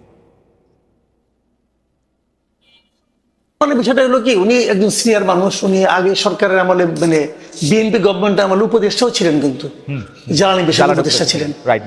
হ্যাঁ, আমি তখন আমার দেশে ছিলাম, আমি তো আমার দেশে চাকরি করছি ভাই, আমার দেশের শুরুটা তো হয়েছে আমাদের হাত দিয়ে, যারা আমার দেশ শুরু করেছে তাদের মধ্যে আমি একজন। আমার দেশে আমি 3 বছরের উপরে চাকরি করেছি। আমি চলে যাওয়ার পর এখানে জামাতের কিছু মালিকানা ঢুকলো, এবং তারপর আমার দেশে মাহমুদুর রহমান সাহেব আসতেন। আতাউস সামাদ স্যার, উনি আমার টিচার, এবং ওনার সঙ্গে বসে আমিও কাজ করেছি, কাজে এটা নিয়ে কোনো আপত্তি নাই। বাট একটা জিনিস হলো কি, আমার দেশের সম্পাদক হওয়ার আগ পর্যন্ত আমি জানতাম না যে মাহমুদুর রহমান সাহেব সাংবাদিকতা করেছেন। আমি জানতাম উনি সরকারের উপদেষ্টা ছিলেন, আমি জানতাম উনি মুন্নু সিরামিক্সের সঙ্গে চাকরি করতেন, আমি জানতাম এগুলো। শাইনপুকুর সিরামিক্সেরও সিইও ছিলেন উনি। সরি, মুন্নু সিরামিক্স না, শাইনপুকুর ছিলেন, মুন্নুও ছিলেন। উনি মুন্নু সিরামিক্সের তো মালিকের মেয়ের জামাই। মুন্নু থেকে উনি শাইনপুকুরে আসছেন, শাইনপুকুর সিরামিক্সটা উনার হাত দিয়ে করা। সালমান রহমানের প্রতিষ্ঠান। জি, সালমান রহমান। হ্যাঁ, উনি সালমান রহমানের প্রতিষ্ঠানে ছিলেন, চাকরি করতেন। তো তারপরে সরকারের উপদেষ্টা হয়েছিলেন। তো এর মধ্যে উনি সাংবাদিকতা কবে করেছিলেন আমি জানি না ভাই, হাদি জানতে পারে। আর আতর সামাদ যার পাশে বসে করেছে, আতর সামাদের পাশে বসে আমরা কাজ করেছি, আতর সামাদের আমি ক্লাসও করেছি ভাই বিভিন্ন রকম, যাক সেটা অন্য হিসাব। তো হতে পারে, তারপরেও হতে পারে মালিক হলে অনেকে হয়ে যায়, তো সেটা হতে পারে, মানতে পারে, অনেকে মানতেও পারে, বাট আমার কাছে ওনাকে আমি এইভাবেই মূল্যায়ন করি। রাইট, আমি মনে করি উনি পেশাদার সাংবাদিক ছিলেন না আগে কোনোদিন, পেশাদার সাংবাদিক নয়, একবারে সম্পাদক হয়েছেন, বাট এটা আমার পছন্দ না, আমি কি করবো ভাই। আচ্ছা, আমি তো এটা গেল আপনার একটা, পছন্দ খাবো আপনি না। আপনি অন্য আচ্ছা। অন্যায়ের বিরুদ্ধে প্রতিবাদ করেছেন কিনা? শাহবাগে একটা রাষ্ট্রদ্রোহিতা হয়েছে, সেটার বিরুদ্ধে প্রতিবাদ করেছেন কিনা? আপনার ফেসবুক স্ট্যাটাস দিয়েছেন কিনা? মানে রাষ্ট্রদ্রোহিতাটা কখন, মানে ওই সময় যেটা হয়েছিল ওইটা? যখন হচ্ছে আইন চেঞ্জ করে আবার একটা ফাঁসির আচ্ছা আমি এটা বলি, ওই সময় আমি একটা কথা একবার একটা আর্টিকেল লিখেছিলাম এক জায়গায়, সেই আর্টিকেলটা কি আমি একটু আপনাদের বলি। আমি বললাম যে শাহবাগে যে এই যে এত লোক এখানে আন্দোলন করতেছে, আন্দোলনটা কেন? আন্দোলনটা হলো কাদের মোল্লার বিরুদ্ধে একটা রায় যেটা হয়েছে, সেই রায়ের আপত্তি। রায়টা কে দিয়েছে? একজন বিচারক দিয়েছে। তাহলে ভুলটা করলে কে করছে? কাদের মোল্লা করছে না ওই বিচারক করছে? বিচারক করছে, অবশ্যই ওই বিচারক করছে। ওই বিচারকটা কে? কেউ নাম জানে? আমি এই প্রশ্নটা করেছিলাম, এই যে এখানে এত লোক আছে, তারা তো ওই বিচারকের বিরুদ্ধে স্লোগান দিচ্ছে না। ভাই শুনেন, আমি কোনো পলিটিক্স করি না, এক নাম্বার। আমি কোনো দল করি না, কোনো দলের প্রতি আমার কোনো অনুরাগ কিংবা বিরাগ নাই। আমি সাংবাদিকের দৃষ্টি থেকে দেখি, আমার কাছে মনে হয়েছিল ওই যে লোকগুলি জমায়েত, ওই যে মানে হাজার হাজার লোক জমায়েত হয়েছিল দীর্ঘদিন, ওই লোকগুলো একটা ঘোরের মধ্যে ছিল। তাদেরকে একটা ঘোরের মধ্যে রাখা হয়েছিল। এই কারণে যে যদি আপনারা আন্দোলন করতেন, আন্দোলনে তো স্লোগানটা ওঠা কথা ছিল বিচারকের বিরুদ্ধে, সেই রায়টা কেন দিল? আমার মনে হয় ওটা দেখো যায় নাই। আমার মনে হয় যে কামাল ভাইয়ের পয়েন্ট তুলে ধরেছেন। আমরা একটু জনাব হাদির কাছে আসি। জনাব হাদি, আমরা একটু দর্শকদের কাছে প্রশ্ন করেছিলাম যে রাজনৈতিক দলগুলো জাতীয় ঐক্য ধরে রাখতে না পারলে আরেকটি ১-১১ আসবে, বলেছিলেন এনসিপির আহ্বায়ক নাহিদ ইসলাম। প্রিয় দর্শক, এই আশঙ্কা সঠিক বলে মনে করেন কিনা? শতকরা ৮০% দর্শক এটাকে সঠিক মনে করছেন, শতকরা ২০% মনে করছেন এটা সঠিক নয়। আমি এই প্রসঙ্গে আসার আগে আমি একটু জনাব হাদি আপনার কাছে একটু আসতে চাই যে গত ১ বছরে মিছিলে মিটিংয়ে সভায় গালিগালাজের ব্যবহার দেখা যাচ্ছে, ব্যবহারের রাজনীতি দেখা যাচ্ছে। এই গালিগালাজকে খুব স্বাভাবিক করা হচ্ছে, এক ধরনের মবকে চালানো, করা, এবং যখন এটি নিয়ে প্রশ্ন করা হচ্ছে অনেকেই বলছেন যে মব তো আরও অনেক আগে থেকে হচ্ছে, এটা তো নতুন না। কিন্তু নতুন না হোক, আমরা নতুন বন্দোবস্তের কথা শুনেছি, সেই জায়গা থেকে যদি আপনি একটু বলেন। আরেকটা কথা, এই প্রশ্নগুলি আপনি যদি একটু ছোট ছোট করে একটু যদি বলেন যে জুলাই যোদ্ধাদের ব্যাপারে আপনি কিন্তু খুবই সরব, আপনি আবারও বলতেছিলেন, কিন্তু জুলাই যোদ্ধাদের যারা আহত রয়েছেন, নিহত রয়েছেন, তাদের প্রতি যে সঠিক সম্মান বা সম্মানীর ব্যবহারটা সরকার করতে পারলো না, এর জন্য আপনি আসলে কারে দায়ী করেন? এইটার জন্য তো আসলে কোনো ভিতরের ষড়যন্ত্র, ডিজিএফআই এর কোনো কিছুই দরকার নাই। ডক্টর ইউনূস এবং তার উপদেষ্টা পরিষদের সিদ্ধান্তই যথেষ্ট ছিল, এবং এগুলি ইজি, মানে আমাদের চোখের সামনে হয়েছে, রেকর্ডেড আছে, এগুলি ইজি ছিল। এর জন্য আপনি কাকে দায়ী করেন? আর এই যে গালিগালাজ, মব, এই বিভিন্ন জায়গায় আইন নিজের হাতে তুলে নেওয়া, এই জায়গাগুলিকে আপনি আসলে কিভাবে দেখেন জনাব হাদি? ওকে ভাই, ব্যাপার হলো যেটা ওই 1 মিনিটে বলে রাখা, ভাই যেটা বললেন ওই মাহমুদ ভাইয়ের আর প্রশ্ন নাই, সামনে বলি। পৃথিবীতে এরকম 1 ঘন্টা আলাপ করা যাবে যে অসংখ্য বড় বড় মিডিয়া হাউস আছে যার প্রধান সম্পাদক অন্য প্রফেশনে ছিলেন, তারপরে সেখানে এসে নিজেকে প্রতিষ্ঠিত করেছেন নিজের যোগ্যতায়। এটা হলো একটা ব্যাপার। নাম্বার 2, দ্বিতীয় প্রশ্নটা আমি ভাই আপনাকে যেটা কাইন্ডলি একটু বলি যে আপনি যেটা বলছিলেন যে গত যে অ্যাক্টিভিজমের জায়গা থেকে এই যে জুলাই যোদ্ধা বলি, জুলাইয়ের শহীদ বলি, আহত বলি, তাদের ব্যাপারে সরকারের দেখেন কমপক্ষে 1000-এর বেশি অন স্ক্রিন বলেছি, আমাদের কাছে রেকর্ড আছে। এই সরকারের এখন পর্যন্ত সব থেকে যে বড় ব্যর্থতা, যেই গণ অভ্যুত্থানের স্পিরিট, যেই শহীদদের রক্তের মধ্য দিয়ে তার ম্যান্ডেট হয়েছে, সে তাদের প্রতি সুবিচার করতে পারে নাই। প্রথমত কি পারে নাই? এই যে এতগুলো শহীদ আপনি খেয়াল করেন, এখন পর্যন্ত কি আপনি বলতে পারবেন সেন্ট্রাল ডেটাবেজে ঢুকে প্রত্যেক শহীদের বাড়ি কোথায়, তার অবস্থা কি, তাকে কিভাবে পুনর্বাসিত করা হয়েছে, এর কি ন্যাশনাল একটা ডেটাবেস? 1000 বার বলেছি, বিদেশি প্রবাসী অনেক ভাইয়েরা তাদেরকে সাহায্য করতে চায়, ঠিক কিভাবে করবে? সরকারের একটা জাতীয় ডেটাবেস থাকবে, অমুক শহীদ এই কয়জন পরিবারের সদস্য মারা গেছে এবং তার পরিবারের এই অবস্থা তাকে পুনর্বাসন করতে পারে না। হাদি জাস্ট ছোট করে বলি, এই ব্যর্থতার কথা আপনি অনেকবার বলেছেন, আপনার মুখে আমি অনেকবার শুনেছি। আপনি যদি কারণটা বলতেন যে সরকার এটা করবে না কেন, সরকার তো ওইটাই সরকারের এক্স্যাক্টলি দুইটা কারণ। এক্স্যাক্টলি কারণ ভাই দুইটা। কি কারণে? হ্যাঁ, নাম্বার 1, এই উপদেষ্টাদের মধ্যে একমাত্র 2-3 জন ছাড়া আর কোন উপদেষ্টা নাই যারা হাসিনার ফ্যাসিবাদী আমলে ভীষণভাবে নির্যাতিত হয়েছে। এই উপদেষ্টাদের মধ্যে এমন কোন উপদেষ্টা নাই যে এই জুলাইয়ে তার সন্তান হারাইছে বা নিজের চোখ হারাইছে। একমাত্র প্রফেসর ইউনূস 10 তলা হাসিনা বাবাইছে তারে, এই কয়েকটা কষ্টতার আছে। আদিলুর রহমান শুক্রবাই জেল খেটেছেন। এছাড়াও 2-1 জনের বিরুদ্ধে ভিন্ন ভিন্ন, বন্যা আপা, রেজওয়ানা চৌধুরী আপা, ওনার হাজবেন্ডকে গুম করা হয়েছিল। এছাড়া বিভিন্ন এম্বাসি থেকে, বিভিন্ন পলিটিক্যাল স্টেক থেকে, যেভাবে হোক, এটা তো আমাদের কালেকটিভ ব্যর্থতা। আমরা বিপ্লবী কিন্তু হাদি যেভাবে হোক এটা হয়ে গেছে। জুলাইতে চোখের সামনে একটা ছেলে মারা গেছে, চোখের সামনে একটা ছেলে চোখে গুলি খায় বেডে কাটাইতেছে, এইটাতে সরকারের পক্ষ থেকে টাকা বা অন্য ব্যবস্থা নেওয়ার জন্য আমাকে নির্যাতিত হইতে হবে কেন? আমি তো সাধারণ মানুষ হিসাবে, সন্তান আহত হইলে, হ্যাঁ সন্তান আহত, সাধারণ মানুষ হিসেবেই তার পাশে গিয়ে দাঁড়াবো। মানে এটা তো কোনো যুক্তি, মানে এটা তো আপনি দাঁড়াবেন ভাই। এখন আমি আপনার একটা পরামর্শ দিয়ে রাখি খালিদ ভাই, আমি আপনার একটা পরামর্শ দিয়ে রাখি, আপনার যদি সম্ভব হয় আপনি স্বাস্থ্য উপদেষ্টার সাথে একদিন একটা শো করেন। আমরা হাজারবার বলেছি স্বাস্থ্য উপদেষ্টা উনি ভদ্রমহিলা লোক ভালো, উনি নিজে অসুস্থ, ওনার ডায়াবেটিসের ইনে লাগে 2 ঘন্টা পর পর, উনি কিভাবে জানেন? এটা স্বাস্থ্য উপদেষ্টা জনাব হাদি, আমার একটা কৌতূহল আছে, স্বাস্থ্য উপদেষ্টা বলে তো কিছু এক্সিস্ট করে না। স্বাস্থ্য উপদেষ্টা হচ্ছে ডক্টর মোহাম্মদ ইউনূস। না, নাই তো। আপনারা স্বাস্থ্য উপদেষ্টার ভিতরে 100টা কথা বলেন, ডক্টর মোহাম্মদ ইউনূসের বিরুদ্ধে কথা বলেন না কেন? কারণটা কি? কেন বলি নাই শোনেন, কেন বলি না? ডক্টর ইউনূসের বিরুদ্ধে ফাইনালি এই জন্য বলি না যে ডক্টর ইউনূস হলেন, এখন দেখেন দুইটা ক্যারেক্টার। এই ডক্টর ইউনূস পলিটিক্যাল পার্টি খুলেছিলেন, একদম 100% ফেল করছে। কিন্তু এই জুলাইয়ের পরে উনি যখন জুলাইয়ের জবানে, শহীদ পরিবারের জবানে কথা বলতে শুরু করলেন, তখন মানুষ ওনাকে বিশ্বাস করতে শুরু করলো। এখন পর্যন্ত খালেদ ভাই, আমরা যেহেতু অ্যাক্টিভিজম করি, রাস্তায় প্রচুর থাকি, আমরা বিভিন্ন শ্রেণী পেশার মানুষের সাথে কথা বলবার চেষ্টা করি, তাদের এখন পর্যন্ত অনেকের মূল্যায়ন এটা। এই ইন্টারিমের অনেক সমস্যা আছে, কিন্তু এখন পর্যন্ত তারা ইউনূসকে ট্রাস্ট করতে চায়, ঠিক ওই কারণে যে তিনি জুলাইয়ের জন্য কিছু করতে চান। কেন? একদম আওয়ামী বয়ান হইলো। আমি যখন আওয়ামী মন্ত্রীদের চাইপা ধরতাম, ওরা বলতো যে হ্যাঁ আমরা খারাপ, খালি হাসিনা ভালো। হ্যাঁ, একই সিম্পটম তোরে ভাই। মজার ব্যাপার বলি খালিদ ভাই, এইটা যদি আওয়ামী বয়ান হয় তাইলে ইউনূসের কেউ গাইলেইলে সে গুম হয়ে যাওয়ার কথা।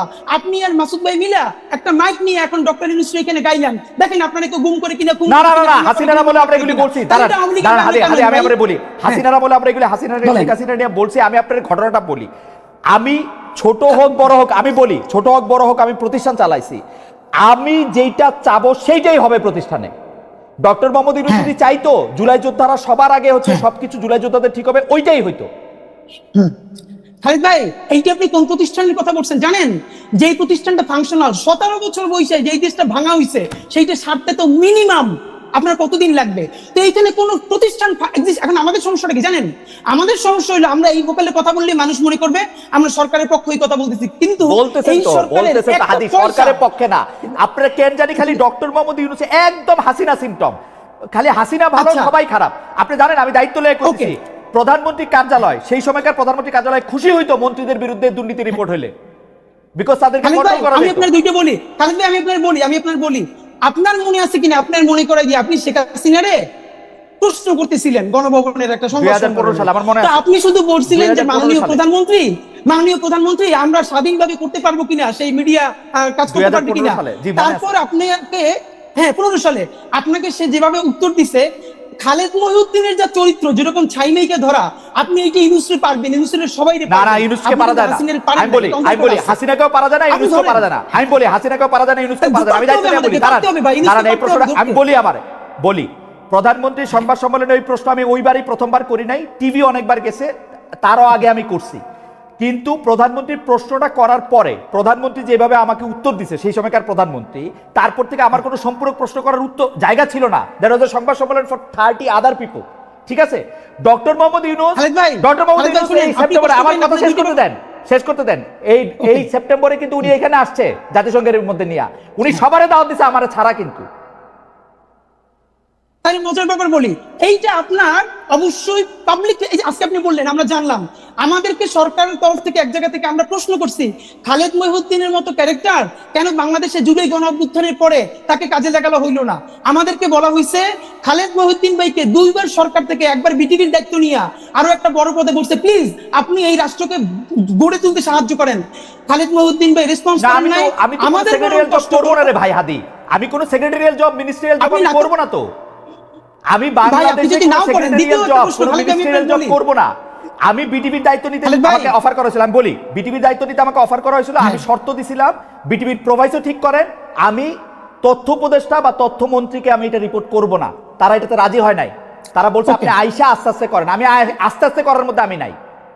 ফাইন, এটা আমরা জানলাম। কিন্তু খালেদ ভাই, আপনার মানে আমরা ওই ভালোবাসার জায়গা থেকে বলি, আমরা তো প্রত্যাশা করছিলাম যে আপনি জার্মান থেকে যেরকম ইউএসএ গেলেন, আপনি জার্মান থেকে এই জুলাইয়ের পরে একবার কিন্তু বাংলাদেশ আপনার খালেক ভাই দেখি নাই। আপনি আসলে হয়তো কি জানেন, আপনি অনেক মেকানিজমের সাথে কথা বললে, শহীদ পরিবারগুলোর সাথে কথা বললে, তাহলে আপনি আরো যেটা ফিল করতেন। আমি বলি, আমার দিকে আলাপটা করলে কি মানে আলাপটা আমি আর আপনি আলাদা আলাপ করবো না। আপনি খালি আমাকে এই কথা বলেন, আমি সরাসরি প্রশ্নটা করি। এটা আমি কামাল ভাইয়ের কাছ থেকেও আসলে একটু জানতে চাইবো, কারণ আপনার কাছ থেকেই আমরা এগুলি সবচেয়ে বেশি শুনি।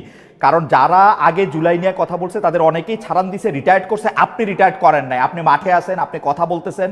সেই জায়গার থেকে, সেই রেসপেক্ট থেকে আমি আপনার একটা ছোট্ট বিষয় জানতে চাইতেছি। মাত্র 1000 জন রে, যেখানে আমরা 8 লাখ কোটি টাকার বাজেট করি, মাত্র 1000 জন শহীদ, 1000 জন চরমভাবে আহত, এই 2000 জনকে ভরণ পোষণ করা, তাদের একটা খুশি করা, মানে আমি খুশি শব্দটা বলবো না, মানে তাদের খেয়াল করা, এটা তো এত বড় জটিল কাজ না। এটা কেন করা যাইতেছে না? এইটা ডক্টর মোহাম্মদ ইউনূসকে আপনি প্রথম কেন এর জন্য আপনি অভিযুক্ত করতেছেন না, এটা আমাকে একটু সারপ্রাইজ করতেছে। মানে আর কাউরে এখানে অভিযোগ করার দরকার নাই তো, আমি বুঝি না। খালেদ ভাই জি, এই একই আপনি যেটা বলছেন না, এই দাবিতে ইনকিলাব মঞ্চ একদিন অনশন করছে যমুনার সামনে। ঠিকানা আমার নিজে ব্রিফিং দিচ্ছে, তখন ঠিকানা থেকে গিয়ে বলছে ভাই খালেদ ভাইয়ের টিভি থেকে আসছে, এবং প্রধান উপদেষ্টাকে বলছি এই যে কালেকটিভ ব্যর্থতা, এই ব্যর্থতার ইমাম হলেন আপনি। মাত্র 1000 হোক 1500 হোক, যে শহীদ পরিবারের পুনর্বাসন করতে পারেন নাই, আহতদেরকে সর্বোচ্চ চিকিৎসার জন্য ডেটাবেস তৈরি করতে পারেন নাই, এর সমস্ত ব্যর্থতা এই সরকারের। আর এই সরকারের ইমাম হিসেবে সমস্ত ব্যর্থতা আপনার। আপনি কোন যত সুন্দর করে কথা বললেন, এটা দিয়ে কাভারি হবে না। এই দাবিতে ইনকিলাব মঞ্চ সকাল থেকে সন্ধ্যা পর্যন্ত যমুনার সামনে অনশন করেছে। তারপরে তার একান্ত সচিব আইসা আমাদের কাছ থেকে স্মারকলিপি নিছে যে অতি দ্রুত তারা এটার ব্যাপারে ব্যবস্থা নিবে। এরপরও নেয় নাই। এখন কোন ভাষায় বললে, কেমনে হাত ধরলে, কেমনে পা ধরলে এই কাজটা হবে, এটা আমরা জানি না। এবং ডক্টর ইউনূস যদি আমাদেরকে বলেন যে এইভাবে বললে উনি কাজটা করবেন, তাও আমরা করতে রাজি, কিন্তু উনি বলতেছেন না। আপনারা কি বলেন ওনারে? উনি তো আমার বাপের চেয়ে 20 বছর বয়স। এই গত প্রেস ব্রিফিং যেটা করেছি, সেইখানে ওনারে যা বলছি, আমার মনে হয় উনি সারা জীবন এইটা শুনেন নাই। আমরা কি চাই? ওনাকে দিয়ে অন্তত ন্যূনতম সেই কেসটা হোক, যেটা পলিটিক্যাল পার্টি চাইতেছে না। ওনার এই জন্য এক হাত ধরে রেখে আর এক হাত ধরে গাইয়ে ভাই, যে ন্যূনতম সংস্কারটা ওনার মাধ্যমে হোক, ওনার আন্তর্জাতিক এই স্বীকৃতির মধ্যে দিয়া। আর তো কিছু না ভাই, উনি তো আমার দাদা খালু ফুফা না। ইনকিলাব মঞ্চ আজ পর্যন্ত এই সরকারের কোনো একটা পয়সা তো দূরের কথা, প্রোগ্রামে পর্যন্ত উপস্থিত হয় না। এই যে ঘোষণাপত্রের প্রোগ্রাম গেছে, ইনকিলাব মঞ্চের মুখপাত্র হিসেবে আমি ভিতরে দাওয়াত পাইছি, অনার, কিন্তু ভিতরে যাই নাই। আমি আমার ভাই বোনদেরকে নিয়ে রাস্তায় ভিজে দাঁড়াই শুনছি, ভিতরে যাওয়াটা প্রয়োজন মনে করি নাই। কিন্তু ওনাকে চূড়ান্ত ভাবে শেষ পর্যন্ত একটু ধরে রাখতে চাই কেন? এই জুলাইয়ের মধ্য দিয়ে কিছু সংস্কার হোক। কিন্তু আমার এই বিষয় কোনোদিন যাবে না। মানে এটা তো আপনাদের প্রাথমিক দাবি ছিল, প্রথম থেকে দাবি ছিল, এইটাও উনি কেন করতে পারলেন না? এটা কি ওনার অনভিজ্ঞতা না? এটা কি, আমি এটা ঠিক আসলে বুঝি না। আমি কামাল ভাইয়ের কাছ থেকে একটু জানতে চাই যে কামাল ভাই, আপনার কাছে কি মনে হয় যেগুলি জিনিস আসলে ওনার সবার আগে করার কথা, এগুলি তিনি কেন করেন নাই? কেন এই বিষয়গুলিকে জিয়ে রাখছেন? উনি 10টা কমিটি করতে পারছেন, কি করছেন না করছেন, এগুলি কেন করেন না? আর নির্বাচনটা নিয়ে আমি একটু প্রশ্নের মধ্যে আসতে চাই। অনেকগুলি বিষয় মানে কি বলবো, যে নির্বাচন নিয়ে এনসিপি সরাসরি বলতেছেন, এনসিপি নাসিরউদ্দিন পাটোয়ারি এটা বলছেন যে ফেব্রুয়ারি নির্বাচন ঠেকিয়ে দেওয়া হবে। নাহিদ ইসলাম 1/11 ভয় দেখেছেন। আপনি কি দেখছেন? এই প্রশ্নটা আমি জনাব হাদির কাছেও করতে চাই, একজন দর্শকের কাছে, দর্শকের মতামত আমি একটু পড়তে চাই। আমি সাধারণত যেই দর্শকরা যে মতামতগুলো আমার পছন্দ হয় সেগুলো আমি পড়ি। ওনার নাম আরিফুল ইসলাম অফিসিয়াল। উনি বলছেন, খালেদ সাহেব, আপনার সাংবাদিকতার সাহসের উৎস কে ছিল তা জুলকারনাইন সায়ের তা পূর্বের এপিসোডে বলে দিয়েছিলেন। মানে উনি বোধহয় সালমান এফ রহমানের কথা বলতেছেন, সেটা নিয়ে আমি জুলকারনাইন সায়ের সাথেও কথা বলছি। হাওয়েভার আমি একটু দর্শকদের একটু বলে দিতে চাই, সালমান এফ রহমান যখন প্রথমবারের মতো এমপি হয়েছে, এরপর থেকে আমি ইন্ডিপেন্ডেন্ট টেলিভিশনে কাজ করি নাই, ফর ইউর ইনফো। যাই হোক, হাওয়েভার আমি একটু কামাল ভাইয়ের কাছে যেতে চাই। কামাল ভাই, এইটারে আপনি আসলে কি দেখেন? নির্বাচন কেমনে ঠেকানো, নির্বাচন আসলে হবে কিনা? আর আমি একটু কামাল ভাই একটু এটাও দেখেন, আমার কিন্তু এখন ডক্টর ইউনূসকে, মানে উনার এই 1 বছর যদি আমি বিশ্লেষণ করি, 8 মাস আমার কাছে মনে হয়েছে যে উনি একদিকে অ্যালাইন হয়েছিলেন, এই 4 মাস আমার মনে হচ্ছে যে উনি পুরোপুরি বিএনপির পকেটে ঢুকে গেছে। এইটাও আপনি একটু দেখেন, এটা আমার মনে হয়। আমি আমার মতো করে আমি একটু ছোট করেই বলি, আমরা সময় খুব কম। জি, আপনার সময় একটু বাড়াই দিব, শুধু আপনি বলেন। জি কামাল ভাই।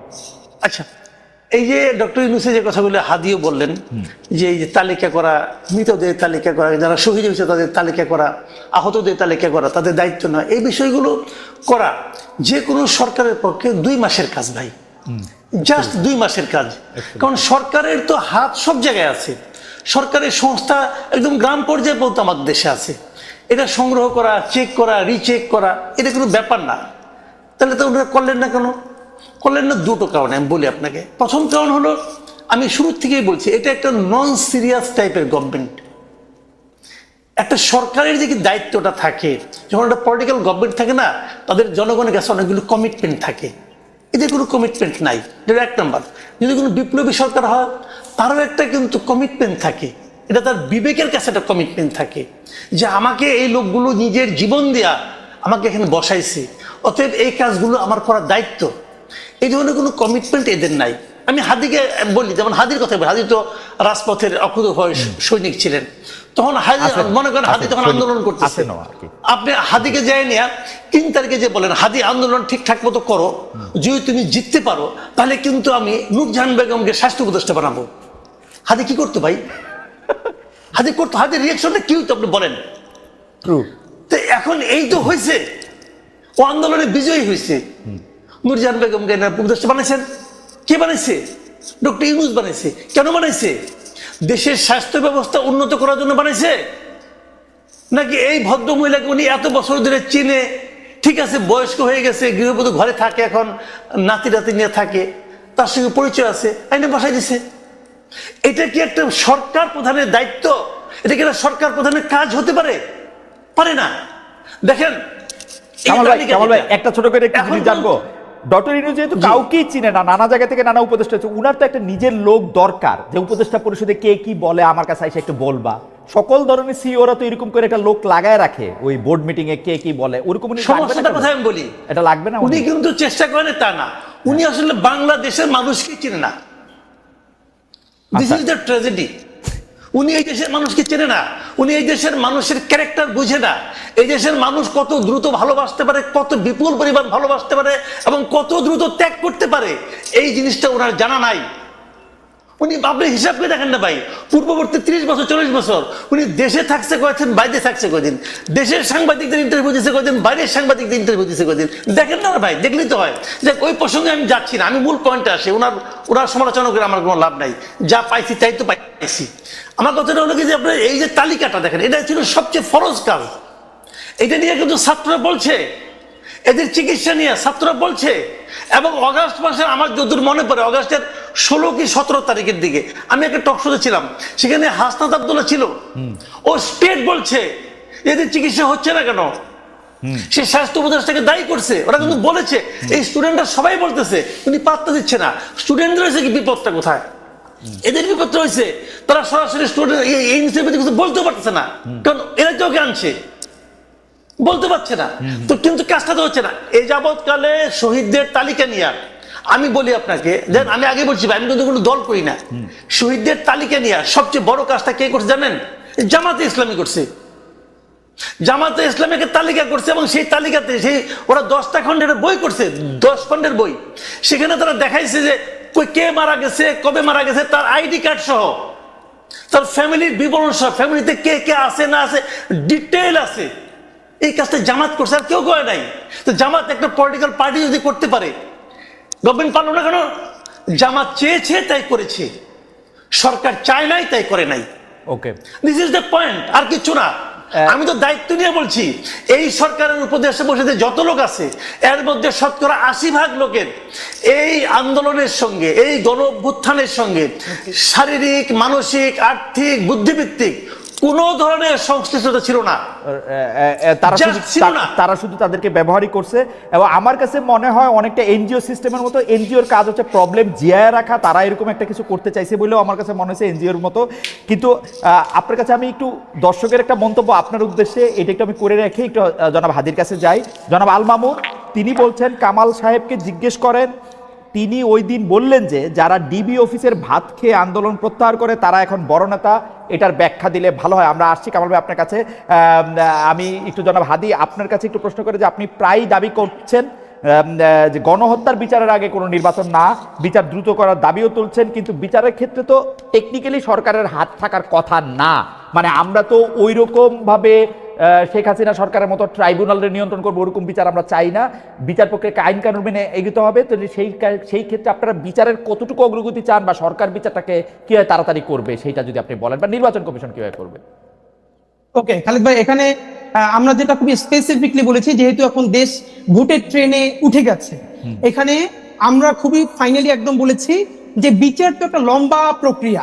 এখন দেখেন বাংলাদেশের বাস্তবতা হলো, দেখেন এই যে আপনি রাজনৈতিক দলগুলোর কথা বললেন, ইভেন এই সরকারের সমালোচনার ক্ষেত্রেও যেটা, বাংলাদেশের রাজনৈতিক দলগুলোর সমস্যা হলো তারা প্রেস ব্রিফিং করে প্রধান উপদেষ্টা অন্যান্যদের সাথে সামনে এসে বলে আমরা তো কোনো নির্বাচনের ভালো রোডম্যাপ পেলাম না।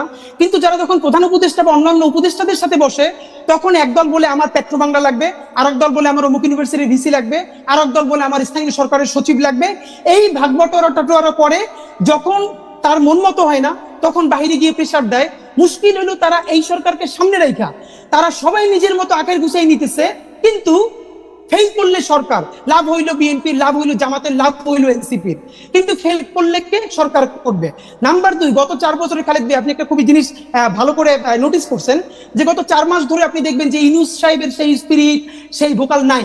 উনি মনে হচ্ছে যেন কোন একটা আপোষের মধ্য দিয়ে যাচ্ছেন, রাইট? এটা তো সত্য কথা। ওনাকে আমরা বলেছি যে দেখেন আপনার আলোচনায় বোঝা যায় আপনি, হ্যাঁ লন্ডন বৈঠকের পরে বোঝা যাচ্ছে যে আপনি আর্টিফিশিয়াল কথা বলেন, আপনি আনস্ক্রিপ্টেড বলতেন, আপনি স্ক্রিপ্ট দেখে বলেন। এর একটা বড় কারণ ঝামেলাটা হলো এই সরকার মনে করেছিল ইউনূস সাহেব যে এনসিপির যে ভাইরা আছে তারাই হলো তার ভ্যানগার্ড, একমাত্র ছাত্র জনতা, তার চারপাশে একটা লেয়ার তৈরি করা হয়েছে। একমাত্র অল্প কিছু লোকজন ছাড়া আমি আপনাকে ইভেন বলতে পারবো পিলখানা কমিশনের মতো গুরুত্বপূর্ণ কমিশন, গুম কমিশনের মতো গুরুত্ব কমিশনের সদস্যরা 1.5 মাস ধইরা প্রধান উপদেষ্টার সাক্ষাৎকার পান না। আপনি ভাবেন, এর মানে এমন একটা লেয়ার, মানে এবং আরো বলি আর্মি সেক্রেটারি ওনার সাথে যিনি আছেন সম্ভবত যে সচিব, তার ক্লিয়ারেন্স ছাড়া তার কাছে কেউ যেতে পারে না। তো এই যে ক্লিয়ারেন্স ছাড়া এটা হওয়ারই কথা, মানে সরকার প্রধানের হওয়ারই কথা। কিন্তু ভাই আপনি দেখেন গুম কমিশনের মতো একটা সিরিয়াস কমিশন, পিলখানা কমিশনের মতো একটা সিরিয়াস কমিশনের মেম্বার যদি তার সাথে 10 মিনিট কথা বলতে না পারেন, তারা তো কাজ শেষ করে যাবেন। এর মানে হলো তার চারপাশে এরকম একটা বলয় তৈরি করা হয়েছে। এই বলয়টা আমরা বলেছি বারবার ভাঙেন। এই বলয়টা না ভাঙলে আপনি যেটা এই যে মাসুদ ভাই বলছেন যে উনি বাংলাদেশের মানুষকে চিনেন না, দেখেন উনি বাংলাদেশের মানুষকে চিনছিলেন বিধায় গ্রামীণ ব্যাংকে সফল করতে পারছেন। কিন্তু এই যে ওনাকে ব্র্যাকেট বন্দি করতেছে কারা? রাজনৈতিক দলগুলো। কিরকম? এই রাজনৈতিক দলগুলো সমস্ত সুবিধা এই সরকারের কাছ থেকে নিবে, কিন্তু এই সরকারের কোনো দায় নিবে না। তারা সবাই মিলা সাদা পাথরের পাথরগুলো খাইয়ে ফেলবে। সেখানে বিএনপি, জামাত ইসলামী সবাই ঐক্যবদ্ধ, কিন্তু দোষ হবে কার? এই সরকার পারে নাই। কিন্তু দেখেন যখন বন পরিবেশ উপদেষ্টারে যারা ঘেরাও দিছে, সেখানে বিএনপি আছে, সেখানে জামাত ইসলাম আছে, সবাই মিলা আমরা একসাথে। আজকে একটা মজার ব্যাপার বলি ভাই, এই যে পত্রিকা নিউজ করছে যে রাজনৈতিক ঐক্যমত্যে সাদা পাথর লুটপাটের ক্ষেত্রে বাংলাদেশের সব রাজনৈতিক দল বিরাট এনসিপি ছিল হাদি, এনসিপি তো নতুন দল, এনসিপি তো করে নাই এখন, জামাত বিএনপি জাতীয় পার্টি মিলা, জামাত বিএনপি জাতীয় পার্টি করছে, তারা মিলে এই লুটপাটটা করতে চাইতেছে। এখন আমাদের যেটা মুশকিল, আমরা ভাই নির্বাচনের আগে কি চাইতেছি? আমরা বলছি এই নির্বাচন ফেব্রুয়ারিতেও লাগে না, এই নির্বাচন চাইলে ডিসেম্বরেও করা সম্ভব। দুইটা কাজ করেন প্লিজ। এক নম্বরে হলো এই বিচার তো লম্বা সময় ধরে চলবে, কিন্তু অ্যাটলিস্ট যারা একদম নির্দেশদাতা, আপনি তাদের কিছু বিচারের অন্তত আমাদেরকে দেখাই যান যে স্বচ্ছ একটা বিচারিক প্রক্রিয়ার মধ্য দিয়ে। কিরকম ধরেন আমি সর্বশেষ দেখছি যে সর্বশেষ প্রধানমন্ত্রী সহ আরো কয়েকজনের বিরুদ্ধে বিচার প্রক্রিয়া, সাক্ষ্য গ্রহণ শুরু হয়েছে। এটাকে আর কিভাবে এক্সপেডিট করা যায়, আপনার কাছে কি মনে হয়? খালেদ ভাই এইটা দেখেন, এই যে ট্রাইব্যুনাল 2 এইটা গঠন হয়েছে কিছুদিন আগে, অথচ আমরা এই সরকার গঠন হওয়ার সাথে সাথে বলছি ট্রাইব্যুনাল 2 কেন? আপনি 10টা ট্রাইব্যুনাল করেন না কেন? হাদি, আপনি একজন শিক্ষক মানুষ, আপনি এটা বলেন মামলাটা তো রেডি হইতে সময় লাগে। এইটা একটা এত বড় মামলা, আপনি যদি যেন প্রকার রেডি করেন, পরের সরকার আসলে বা অন্য কেউ আসলে, অন্য কারো বাজে ইন্টেনশন থাকলে এটা তো টিকবে না। মামলাটা তো রেডি করতে হবে। খালেদ ভাই আপনি একটু আন্তর্জাতিক অপরাধ ট্রাইব্যুনালে যারা কাজ করতেছে তাদেরকে একটু কাইন্ডলি ডাইকে কথা বলেন যে এই মামলা যেন খুবই ভালো ডকুমেন্টেড করে দ্রুত করা যায়। এই জন্য তাদের এক্সট্রা কি ইনিশিয়েটিভ ছিল আমি আপনারে বলি, দায়িত্ব নিয়ে আপনি ফ্যাক্ট চেক করেন। এই যে আইসিটি করা হয়েছে, তাদের সাথে পুলিশ দেওয়া হয়েছে না, সব থেকে দুর্বলতম পুলিশ, যার কান্দা থেকে বন্দুক খুলে বলে আমাদেরকে বলতেছে সেখানকার সদস্যরা। এমনও হয়েছে যে অপরাধী ধরতে গেছে, পুলিশ দৌড়িয়ে পারে না, তো এই যে আন্তর্জাতিক অপরাধ ট্রাইব্যুনালের যে টিম, তারা দৌড়ে আসামি ধরতেছে। কিরে ভাই, ওকে, মানে অপরাধ ট্রাইব্যুনালের যে আমার মনে হয় যে আসামি ধরা আমার মনে হয় যে বন্দুক খুলে পড়ে সেই রকম দিয়ে আপনি রাখছেন, এটা হাদি, কিভাবে চালাবেন? আবার আসবো আপনার কাছে, আপনার বক্তব্য পরিষ্কার। আমি একটু কামাল ভাইয়ের কাছে ফিরি। কামাল ভাই, আপনার বিরুদ্ধে বা আপনার কাছে জানতে চাওয়া হয়েছিল যে জনাব আল মামুন প্রশ্নটি করেছিলেন, আপনি যদি এই ব্যাপারটা একটু অ্যাড্রেস করতেন, যে আপনি কয়েকদিন আগে বলেছিলেন জুলাই যোদ্ধাদের না, মানে এই আন্দোলনকারীদের সম্পর্কে, যে ডিবি অফিসে ভাত খেয়ে যারা আন্দোলন প্রত্যাহার করেছিল তারা নেতা বনে গেছেন, এইরকম একটা কথা বলেছিলেন। আর আর আর কামাল ভাই, আমি আরেকটু বলি, আমাদের দর্শকদের মধ্যে একটা বড় অংশ বলতেছেন যে এখন পর্যন্ত বোঝা গেছে কেন আমি ডক্টর মোহাম্মদ ইউনূসের সাথে কথা বলি, কারণ ডক্টর মোহাম্মদ ইউনূস আমাকে দাওয়াত দেন নাই। এ কথা ঠিক না। ডক্টর মোহাম্মদ ইউনূসের কাছ থেকে আমার কোনো দাওয়াত খাওয়ার শখ নাই। ডক্টর মোহাম্মদ ইউনূস তো আমাকে মানে উনার দাওয়াত আমি বাই বড়লোক দাওয়াত, বড় দাওয়াতের দরকার নেই। আমি বলছি উনি আমাকে সাক্ষাৎকারটার জন্য আমি অনেক চেষ্টা করছিলাম, উনি আমাকে বাদে সবাইকে সাক্ষাৎকার দিয়ে বেড়াচ্ছে এই প্রধান উপদেষ্টা হওয়ার পরে। দাওয়াতের আমার দরকার নাই ভাই, দাওয়াত শব্দটা আমি ভুল করছি। ডক্টর মোহাম্মদ ইউনূস ওই হাদিরে, কামাল ভাইরে, এদেরকে দাওয়াত দেন, আরো লোকদের দাওয়াত দেন, আমার দাওয়াত না দিলেও চলবে। আম গুড। কামাল ভাই, আপনি যদি একটু বলতেন যে এই আপনি বলছেন যে যারা ডিবি অফিসে খাওয়া দাওয়া করে নেতা বনে গেছে, এইটার ব্যাখ্যা চাইছেন। কামাল ভাইকে আমরা শুনতে পাচ্ছি না কোনো কারণে। কামাল ভাই কি, মানে কামাল ভাই বলছেন কিন্তু শুনতে পাচ্ছি না। জি কামাল ভাই, আপনি কি শুনতে পাচ্ছেন? এবার পাচ্ছি কামাল ভাই, এবার পাচ্ছি। আচ্ছা, আমি আপনাকে বলি, ওটা একটা প্রসঙ্গক্রমে এসেছিল। প্রসঙ্গটা আমি বলি, একটা মানে হঠাৎ করে বলে না অনেক কিছু বোঝা যায় না। আমার প্রসঙ্গটা ছিল এখানে যে একটা প্রশ্ন উঠেছিল আমার কাছে, যে আমি কিন্তু একদম শুরু থেকেই বলে আসছিলাম যে এই সরকারে দুজন ছাত্র উপদেষ্টা নেওয়াটা ছিল এই সরকারের জন্য একটা বড় ব্লান্ডার। এই কথাটা আমি বলেছিলাম।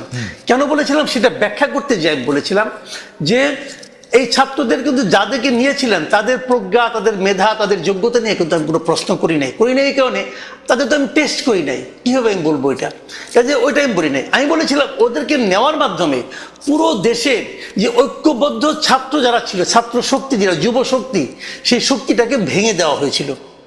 অনেকের মধ্যে প্রশ্ন জেগেছিল যে উনি যদি হয় তাহলে আমি নই কেন, আমি উনার চেয়ে কিসে কম, অথবা উনি কোন বিবেচনায়। এই প্রশ্নটা অনেক ইয়াংদের মধ্যে আমি শুনেছি। কেন শুনেছি সেটাও আমি বলি। কিভাবে শুনেছিল? এভাবে যে আমি ওই দিনই ওই 8 তারিখে একটা টেলিভিশনে ছিলাম, যখন ওইখানে ওই ঘোষণা করা হচ্ছিল নামগুলো, তখন ওইটাকে মূল্যায়ন করার জন্য বলা হয়েছিল। তখন আমার সঙ্গে ওখানে ইন্ডিপেন্ডেন্ট ইউনিভার্সিটি, সম্ভবত একটা প্রাইভেট ইউনিভার্সিটি, একজন স্টুডেন্ট ছিল, সমন্বয়ক ছিল। ওই ভদ্রলোক ধরনের মাথার মধ্যে কাটা ছিল, এখানে একটা প্লাস্টার লাগানো ছিল মাথার মধ্যে, সে আমার সঙ্গে ছিল। এবং সেখানে তার সঙ্গে আলাপ করতে করতে দেখলাম সে খুবই আনহ্যাপি। সে বলতেছে যে ঢাকা ইউনিভার্সিটি থেকে দুজনকে নেওয়া হলো উপদেষ্টা হিসাবে, তা আমরা আমাদের এই ত্যাগের কি মূল্যায়ন হলো? দেখেন, ওরা কিন্তু তাৎক্ষণিক মূল্যায়ন খুঁজতেছে। এটা তো মূল্যায়ন খোঁজার ব্যাপার ছিল না। ব্যাপারটা ছিল স্টুডেন্টরা থাকবে প্রেশার গ্রুপ হিসাবে। যদি এমন হতো যে একটা স্টুডেন্টদের সম্পর্কগুলি সমন্বয়কে নিয়ে একটা প্রেশার গ্রুপ করতো, তারা সরকারের সঙ্গে প্রতি 15 দিন পর পর বসতো, বসে বলতো জনগণ এটা চায়, আপনি এটা করতে পারছেন না, তারা একটা প্রেশার দিত, সেটা হতে গভর্নমেন্টের জন্য ভালো। আমি তখন বলেছিলাম যে এই যে দুজনকে নেওয়া হয়েছে কোন বিবেচনায়, এরা তো মানে এক নম্বর কথা, তারা ঢাকা ইউনিভার্সিটির যে ইউনিভার্সিটির একজনও নিহত হয় না, যদি আমি ওইভাবে ধরি। প্রাইভেট ইউনিভার্সিটিগুলো তারা তো অনেক ভূমিকা রেখেছে। এবং তারও চেয়ে বড় কথা যে আপনার ওরা কিন্তু আপনার ওখানে মুচুলাকে দিয়ে চলে আসছিল ভাতের হোটেল থেকে, যে তারা আন্দোলন প্রত্যাহার করলো। তারপর আন্দোলনটা আবার নতুন করে জায়গায় তুললো কে? এই প্রাইভেট ইউনিভার্সিটিগুলো। তো প্রাইভেট ইউনিভার্সিটি কি মূল্যায়ন আপনারা করেন নাই তো। আমি কিন্তু এইভাবে টু দ্য পয়েন্ট, মানে এদেরকে অবমূল্যায়ন করার জন্য বলছি না। আমি বলছি যে এদেরকে নেওয়াটা পুরো জিনিসটাকে মানুষের মধ্যে, ইয়াংদের মধ্যে যে একটা প্রশ্ন সৃষ্টি করেছিল, সেই কথা বলতে যে এই টাইম বলেছি। এবং আমি ঠিক বলি, অনেকে বলেছে যে প্রেশার দিয়ে করানো হয়েছে। আমি ওকে, এরা কিন্তু বিএনপির অনেক লোককে ভাতের হোটেলে নেওয়া হয়েছে, কেউ তো মুচুলাকে দিয়ে আসে নাই। আপনার ওই মুচুলাকে দিয়ে আন্দোলন প্রত্যাহার করছিলেন কেন? তারপরে যদি প্রাইভেট ইউনিভার্সিটিগুলো আন্দোলনটাকে আরো বেগবান না করতো, তাহলে কিন্তু কামাল ভাই, আপনার কাছে কি মনে হয় না যে একটা 25 থেকে 30-এর ব্যান্ডের কিছু তরুণদেরকে যদি ওই রকম ভাবে, যেভাবে যৌথ রিমান্ড করে, আমরা কিন্তু শুনেছি যে একবার ডিজিএফ এর কাছে, একবার ডিবির কাছে, তারা কোথায় আছে জানা না, তাদেরকে চোখ বাঁধা হয়েছে, এইসব ক্ষেত্রে তো অনেকেই আসলে মুচলেকা দিবে। সেখানে মুচলেকা দেওয়াটাকে আপনি এত বড় করে কেন দেখতেছেন? বা ভাতের হোটেলে ভাত খাওয়া, ডেরোগেটরি রিমার্ক কেন? আমি বললাম তো, এই হারুনের হোটেলে এর আগে অনেক লোক ভাত খেয়েছে। এখন ওনারা যদি বয়সজনিত কারণে অন্যদের মতো শক্ত দৃঢ় না হইতে পারেন, তাহলে ওনারা এখন এই বয়সজনিত না, কারণ আমরা থাকা কিন্তু সত্ত্বেও কেন এখন কামাল ভাই এই 111 এর উপদেষ্টা কথা 111 এর সময়ের কথা আপনার নিশ্চয়ই মনে থাকবে। সেই সময় 111 না কি 11 এটা 111 আমি হারুনের হোটেলের কথা বলছি। যে না 111 এর সময় আপনি নিশ্চয়ই মনে থাকবে যে আগের কথা বলতেন যে 111 এ অনেকে অনেক কিছু বলছে, ওগুলো আমাদের সব মনে আছে। ওবায়দুল কাদের কি বলছে, আব্দুল জলিল কি বলছে, ওগুলো সবই আমরা দেখছি। সাইফুর রহমান কি বলেছেন সবই আমরা দেখছি, ওগুলো ভিডিও আমরা দেখেছি। বাট সেটা তো অন্য হিসাব।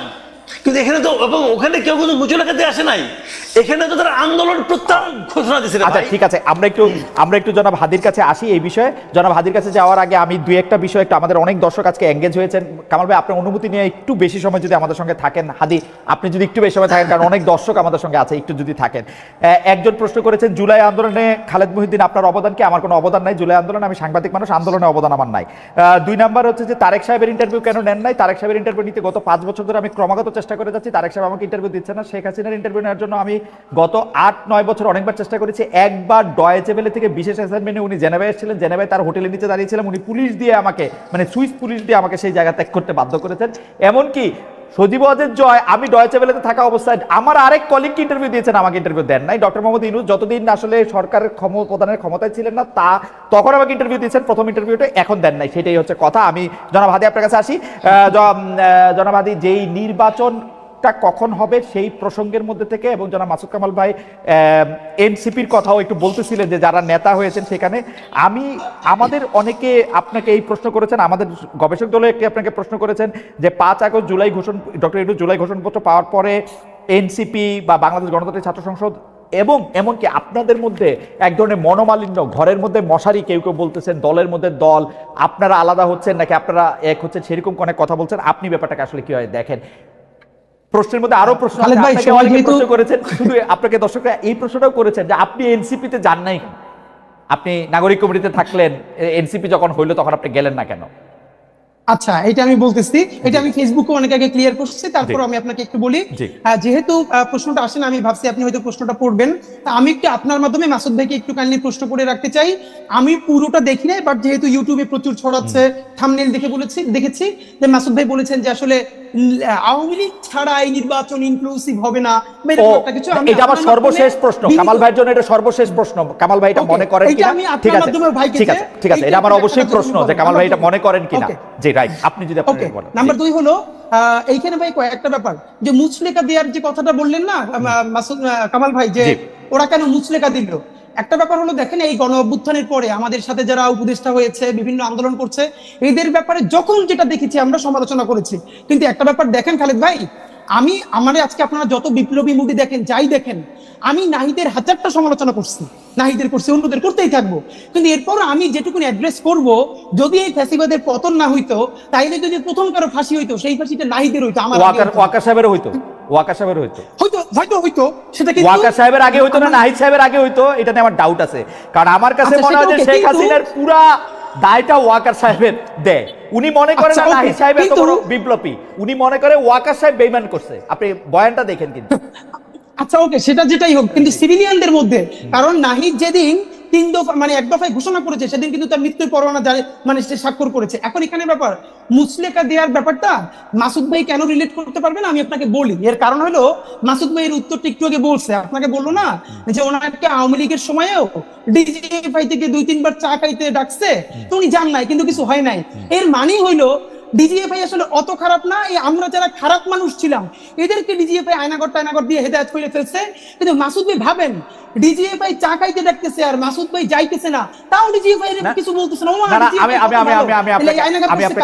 আমি আপনাকে কিছু ছোট স্মরণ করে দিই। নুরুল কবির ভাই, আমি আমার অনুষ্ঠানে অন্য কোনো কথা, যেটা আমি দায়িত্ব নিয়ে করছি, নুরুল কবির ভাই আমার অনুষ্ঠানে গিয়া ডিজিএফআই রে, শেখ হাসিনা রে, মানে ইন্ডিপেন্ডেন্ট টেলিভিশন অনুষ্ঠানে এমন কথা বলছে যেগুলো আমি এখন মুখ দিয়ে কইতে পারবো না। ওই কথা বলার পর কবির ভাইদের একটা আলাদা অবস্থান ছিল, মাসুদ কামাল ভাইদের একটা আলাদা অবস্থান ছিল, যেটার জন্য এত সহজ না। কিন্তু কামাল ভাইয়ের শুধু মনে করাই দিয়ে যে উনি নাহিদের শরীরের দাগ দেখছেন কিনা, ওনার সন্তান যদি ওইটা হইতো, বা ভাই সারা শরীরের কি অবস্থা, কোনো মানুষ সুস্থ থাকতে পারবে? নাহিদের 1000টা সমালোচনা আমি করি, কিন্তু ভাই নাহিদের শরীরের দাগটি দেখা যায় না। এইটা হলো একটা প্রশ্ন, সুতরাং মুসলিমের উত্তর পাবেন। নাম্বার 2, এই সরকারের ভাই বললো না যে ভাই দেখেন, আমি নিজেও বলি এই সরকারে যারা উপদেষ্টা হয়েছে ছাত্রদের, প্রথম হলো কে কে হয়েছে এই প্রশ্নটা পরে। এখন ধরেন আমাদের প্রাইভেট বিশ্ববিদ্যালয়কে আমরা বলি এই আন্দোলনের বাঁশের কেল্লা। ঢাকা বিশ্ববিদ্যালয় যখন একদম মুক্ত হয়ে গেছে, পুরো আন্দোলন মরে গেছে, তখন এই আন্দোলনকে নতুন করে জীবন দিয়েছে, বাঁচিয়ে রেখেছে প্রাইভেট বিশ্ববিদ্যালয়। কারণ আমার বাসা রামপুরে, আমি আন্দোলনের শুরু থেকে শেষ পর্যন্ত ব্র্যাকের সামনে, ইস্ট ওয়েস্টের সামনে এই পুরো ঘটনার সাক্ষী যে কি হয়েছে। সুতরাং এখন কথা হলো ভাই, ধরেন 10 জন উপদেষ্টা নিবে ছাত্রদের মধ্য থেকে, তাইলেও কি সকল প্রাইভেট বিশ্ববিদ্যালয় থেকে একজন করে নেওয়া সম্ভব? বাকি যে হাজার হাজার হবে না, সেও তো প্রশ্ন তুলবে, এটা কোনো প্রক্রিয়া না। কিন্তু আমরা বরং যেটা করতে চাই, এই যে 2 জন ছাত্র উপদেষ্টা হইলো, এখানে তো 2 জন নেওয়া ঠিক হয় না। এই সরকারের একমাত্র বৈধতা এই ছাত্র উপদেষ্টারা তাদের সাথে আছে। কারণ যখনই তারা চাপে পড়ে কোনো অকাজ কইরা, তখন বলে আমাদের সাথে ছাত্ররা আছে। কিন্তু ছাত্ররা যে দাবি জানায়, সেগুলো সে ডক্টর ইউনূস সাহেব একটাও বাস্তবায়ন করে না, ক্যাবিনেটে বাস্তবায়ন করে না। কেন করে না? কারণ এই ক্যাবিনেটের অনেকজন উপদেষ্টা ইতিমধ্যে বিভিন্ন রাজনৈতিক দলের সাথে নেগোসিয়েশন করছে। আমার কিন্তু তাই মনে হয় যে আপনি কি সেটা বলেন যে 7 জন উপদেষ্টাই বা 10 জন উপদেষ্টাই ছাত্রদের থেকে নেওয়া উচিত ছিল? আমি মনে করি 3 ভাগের ন্যূনতম 1 ভাগ, 3 ভাগের ন্যূনতম 1 ভাগ ছাত্রদের মধ্য থেকে নেওয়া উচিত ছিল, এবং এখান থেকে অবশ্যই প্রাইভেট বিশ্ববিদ্যালয় থেকে নেওয়া উচিত ছিল। 3 ভাগের 1 ভাগ মানে আপনি 8 জনের কথা বলতেছেন যে ছাত্র 8 জন অন্তত। এবং আমরা সেখানে প্রেস ব্রিফ করে বলেছি এইখান থেকে প্রাইভেট বিশ্ববিদ্যালয় থেকে নিতে হবে মিনিমাম 2 জন। আমাদের নারীরা যদি না নামতো, জীবনে জুলাই সফল হতো না। একজন ওই নারী শিক্ষার্থী কই, এই আমরা বলেছিলাম, তখন আমাদেরকে বলে যে নারীর ওই এক্সপার্টিস আছে কিনা। তখন আমি প্রশ্ন করছি, এই যে উপদেষ্টাদের মধ্যে মিনিমাম 5 জনের নাম বলতে পারবো যাদের কোনো এক্সপার্টিস নাই, তাদেরকে যদি রাষ্ট্র পালতে পারে, তাহলে আমাদের 2টা বোন এই সমস্ত নারীদের মধ্য থেকে, ছাত্রীদের মধ্য থেকে উপদেষ্টা হইলে আমরা ইনক্লুসিভ ফিল করতাম না, ইনক্লুডেড ফিল করতাম না? আমাদের প্রাইভেট থেকে 2টা ছাত্র যদি থাকে, কওমি মাদ্রাসা এত জীবন দিছে, ধরেন মাদ্রাসা থেকে একটা ছেলে, প্রাইভেট বিশ্ববিদ্যালয় থেকে 2টা ছেলে, নারী শিক্ষার্থীদের মধ্যে থেকে 2 জন বা 1 জন, তাতে আমরা সবাই ইনক্লুডেড ফিল করতাম। এইটা না করে যেটা হইছে, এখন ছাত্র জনতা বিভাজিত হইছে। ইনক্লুডেড ফিল না কইরা জনাব মাহফুজ, জনাব নাহিদ, জনাব আসিফ উপদেষ্টা পরিষদে গেলেন কেন? এবং ডক্টর ইউনূস যখন ক্লিন্টন ফাউন্ডেশনে মাহফুজ সাহেবকে পরিচয় করে দিচ্ছেন, উনি হচ্ছেন এই আন্দোলনের মাস্টার মাইন্ড, যখন শফিক সাহেব বলতেছেন যে এই আন্দোলনের পিছনে ছিল হচ্ছে যা, তখন ওনারা খুব আরাম করে মৃদু মৃদু হেসে এটা উপভোগ করতেছিলেন কেন? উনারা কেন বললেন না যে আমাদের ভাই বোনরা না আসা পর্যন্ত আমরা থাকবো না এখানে? দেখেন, এই জন্যই বলছিলাম যে মাহফুজ আলমের ব্যাপারে আমরা একটা পরামর্শ দিয়েছিলাম, এইটা কিছুদিন আমার মনে হয় বাস্তবায়ন হচ্ছে। যেমন আমি বলছিলাম, ওনার হাত থেকে ফোন কাইডা নেওয়া হোক, উনি যখন পোস্ট করতে চাইবেন, এটা প্রধান উপদেষ্টা দেখে পোস্টটা দিয়ে দিবেন। এরপর উনি অনেকদিন চুপচাপ ছিল, এরপর সরকার কিছুটা নিরিবিলিও ছিল। তো এখন আমাদেরকে যদি এগুলাই চলান লাগে, তাহলে ভাই আমরা দেশ চালাই। আচ্ছা ঠিক আছে, এগুলি বাদ দেন। আসলে আমরা এখানে মাহফুজ সাহেব নাই, আপনি যদি এইটা বলেন, আপনি এনসিপি কেন করেন নাই? নাগরিক কমিটিতে আপনি ছিলেন, তারপরে আপনি এনসিপি তে কেন আসেন নাই? আমি একদম সোজা কথা বলতে বলি, আমি জাতীয় 2 মিনিটের মধ্যে যদি আপনি বলেন যে ইনকিলাব মঞ্চটা আপনি আসলে কি দেখেন? এটা কি একটা প্রেসার গ্রুপ, এটা একটা মব চালানোর জিনিস, এটা কি আসলে কি বাইরে কি হইছে? খালেদ ভাই, আপনি যে কাজটা করছেন, এটা হলো প্রতিবাদ জানাই। আপনি মব নিয়ে বলবেন তো, এই জন্য মবের উপর অনেক লেখাপড়া নিয়ে আসছিলাম, 3-4 পৃষ্ঠার এনসাইক্লোপিডিয়া থেকে শুরু কইরা সব নিয়ে আসছিলাম, আসলে কোনটার মব বলে। আপনার শুধু দায়িত্ব নিয়ে বলি, ইনকিলাব মঞ্চ গত 1 বছরে 100-এর উপরে রাজপথে প্রোগ্রাম করছে, সিরিয়াস প্রোগ্রাম। এর একটা প্রোগ্রামে ইনকিলাব মঞ্চ কোনোদিন কারো গায়ে হাত দেওয়া তো দূরের কথা, 1 টাকার জিনিস নষ্ট করছে। মব যেটা একাডেমিকলি বলে, প্রমাণ যদি দিতে পারেন তাহলে জীবনে আর কথা বলবো না। আমি আপনাকে কিন্তু এই না জনাব হাদি, আমি আপনাকে বলি, আমি কিন্তু আপনাকে ফলো করি, ইনকিলাব মঞ্চকে ফলো করি। আমি বলতেছি এটাকে আপনি কি বলতে চান, কারণ এক একটা তো এটা বাংলাদেশের জুলাই অভ্যুত্থান অনুপ্রাণিত বাংলাদেশপন্থী স্বাধীনতা সংগ্রামের টিকিয়ে রাখার জন্য একটি সাংস্কৃতিক প্ল্যাটফর্ম। যেই সংস্কৃতিকে আমরা মনে করি যারা আইন নিজের হাতে তুলে নেয়, আপনারা কি আইন যারা নিজের হাতে তুলে নেন তাদের বিরুদ্ধেও আপনারা প্রতিবাদ করেন? কারণ এইটাও এখন একটা বড় হাজারবার বলছি। রাইট, এটা নিয়েও যদি আপনি একটু বলেন। না মানে আপনি ঢাকা বিশ্ববিদ্যালয়ের এক শিক্ষার্থীকে একজন যে তিরস্কার করেছিল, তাকে শাহবাগ থানায় গ্রেফতার করা হলো। এরপর কেউ গিয়ে তাকে মুক্ত করার চেষ্টা করলো। আমরা তাদের বিরুদ্ধে সবথেকে বড় ভূমিকা নিয়েছি। আমরা বলেছি এইসব অসভ্যতা বন্ধ করতে হবে, এবং অবশ্যই যারা মব করতেছে এদের বিচার করতে হবে। কিন্তু ভাই, এই যে মব যেটা বলি, বাংলাদেশে এখন গুগল সার্চ করলে মব লাগলে খালি 1 বছরের নিউজ আসে। এই মব তো সন্ত্রাস শুরু হয়েছিল রাষ্ট্রীয় পৃষ্ঠপোষকতায় শাহবাগের সময়। দেখেন কোথাও কেউ মব বলতেছে না, সেই মব কোথায়, এটা আমরা খুঁজতে চাই। না কেউ বলতেছে না, না বললেই কোনো কিছু মব না হয়ে অন্য কিছু হয়ে যায় না। এটা শফিক সাহেবের স্টাইল, মব না বলা সন্ত্রাস বলা, কিন্তু মব আসলে তাই। শাহবাগে একটা তোলা হইতেছে, এই আইন বাতিল করে অন্য একটা আইন করতে হবে এটা করার জন্য, সেটা ঠিক আছে। আপনি কেন এনসিপি করেন না সেটা যদি এক লাইনে বলতেন, অনেক দর্শকের। আমি এনসিপি করি নাই ভাই, আমি জাতীয় নাগরিক কমিটির কেন্দ্রীয় সদস্য ছিলাম। যখন এটা পলিটিক্যাল ফরমেশনে যাবে, তখন আমার মনে হয়েছে যে পলিটিক্যাল পার্টি জুলাই অভ্যুত্থান অনুপ্রাণিত অবশ্যই একটা লাগবে, কিন্তু সবাই যদি পলিটিক্সে যায়, দেখুন এখন আমাকে বিএনপি গালি দেয়, আবার বিএনপি আমার কথা পছন্দ করে, জামাত গালি দেয়, জামাতও পছন্দ করে, কারণ আমরা জুলাইয়ের একটা প্রেসার গ্রুপ হিসেবে সবাইকে একতাবদ্ধ রাখবার চেষ্টা করছি। তখন মনে হয়েছে আমি যদি নিজে একটা পার্টিতে যাই তাহলে এই আমার শেষ প্রশ্নটা আমি করে রাখি, আপনি করে রাখি, আপনি সকলকে একতাবদ্ধ রাখতে চাইছিলেন, আপনি একজন শিক্ষক, আপনি আপনার জন্য কত নাম্বার আপনি দিবেন, আপনি সকলকে একতাবদ্ধ করতে পারছেন কিনা এই বিভাজন দেখে আপনার আসলে কেমন লাগে, আপনার জন্য শেষ প্রশ্ন। কিন্তু আপনার প্রশ্ন দিয়ে আমি কামাল ভাইকে শেষ প্রশ্ন করতে চাই। কামাল ভাই, নানা ক্লিপিং ঘুরতেছে এরকম যে আপনি ইনক্লুসিভ ইলেকশনের কথা বলতেছেন, যে ইনক্লুসিভ ইলেকশনের আপনার দেওয়া শর্ত হচ্ছে আওয়ামী লীগ না থাকলে এটা ইলেকশনটা ইনক্লুসিভ হবে কিনা। আপনি প্রশ্ন তুলছেন যারা আওয়ামী লীগকে সাপোর্ট করে তারা কাকে গিয়ে ভোট দিবে, এইটা আপনি যদি আমাদের একটু ব্যাখ্যা করতেন, আপনি সত্যি এরকম মনে করতেছেন কিনা যে আওয়ামী লীগ না হলে ইলেকশন ইনক্লুসিভ হবে না? জনাব কামাল ভাই। আমি বলি, আমি ইনক্লুসিভ ইলেকশন চাই, এটা আপনি একটু চেষ্টা করে খুঁজে দেখেন, কোথাও পাবেন না। ইনক্লুসিভ শব্দটা আমি ইউজ করি না, আমি অন্য কথা বলেছি। আমি একটা প্রশ্ন করেছি সরকারের কাছে, সেই প্রশ্নটা হলো যে এই দেশে কমপক্ষে 1 কোটি, আমি যেটা বলেছি সেটা বলছি, কমপক্ষে 1 কোটি লোক আছে। আসলে এটা 1 কোটি হবে না, কারণ জাহেদ একটা হিসাব দিয়েছে, সেই হিসাব অনুযায়ী করলে প্রায় 2.5 কোটির মতো হয়। ঠিক আছে, আমি তবু 1 কোটি বলছি, 1 কোটি আমি থাকি। কারণ আমার হিসাব হলো কি, আওয়ামী লীগ যেবার সবচেয়ে কম ভোট পেয়েছে সেইবারও পেয়েছে 2,28,00,000 ভোট, এটা হলো 2001 সালে। তারপরে দেশে ভোটার সংখ্যা বেড়েছে, আওয়ামী লীগের দুঃশাসন বেড়েছে, কাজে এই সব মিলিয়ে কমে টমে আমি এটাকে খুব কনজারভেটিভ হিসাব করলে আমি বলতে পারি যে মিনিমাম এই দেশে 1 কোটি লোক আছে যারা জীবনে কোনোদিন নৌকা ছাড়া অন্য কোনো মার্কায় ভোট দেয় নাই। আমার এটা অবজারভেশন। আমার প্রশ্ন হলো, আপনি যে নির্বাচনটা করতে যাচ্ছেন ওই 1 কোটি ভোটারের জন্য আপনি কি বিকল্প রাখলেন? ওকে, আমি কি একটা প্রশ্ন করতে পারি কামাল ভাই? কামাল ভাই, আপনি আমার প্রশ্নটা সহযোগী জবাব দেন। সেটা হচ্ছে যে বাংলাদেশে একটা রাফ হিসাবে 10 কোটি ভোটার আছে, যদি আমরা হিসাবের সুবিধাতে ধরে নিই, এই 10 কোটি ভোটারের 3টা ইলেকশনে ভোট দেওয়া হয় নাই, ভোট দিতে দেওয়া হয় নাই স্বাধীনভাবে। ওই 1 কোটি লোক যাদেরকে আপনি আওয়ামী লীগের সমর্থক বলতেছেন, তারা এটাতে মজা নিছে, আরাম করছে, হ্যাডম নাই বলছে, তাদের তো একটু শাস্তি পাওয়া হইছেই, আমি যদি এমন ভাবে বলি। তারা এবার ভোট দিতে না পারলে না, আমি ওটা ওভাবে দেখি না, আমি ওভাবে দেখি নাই কেন।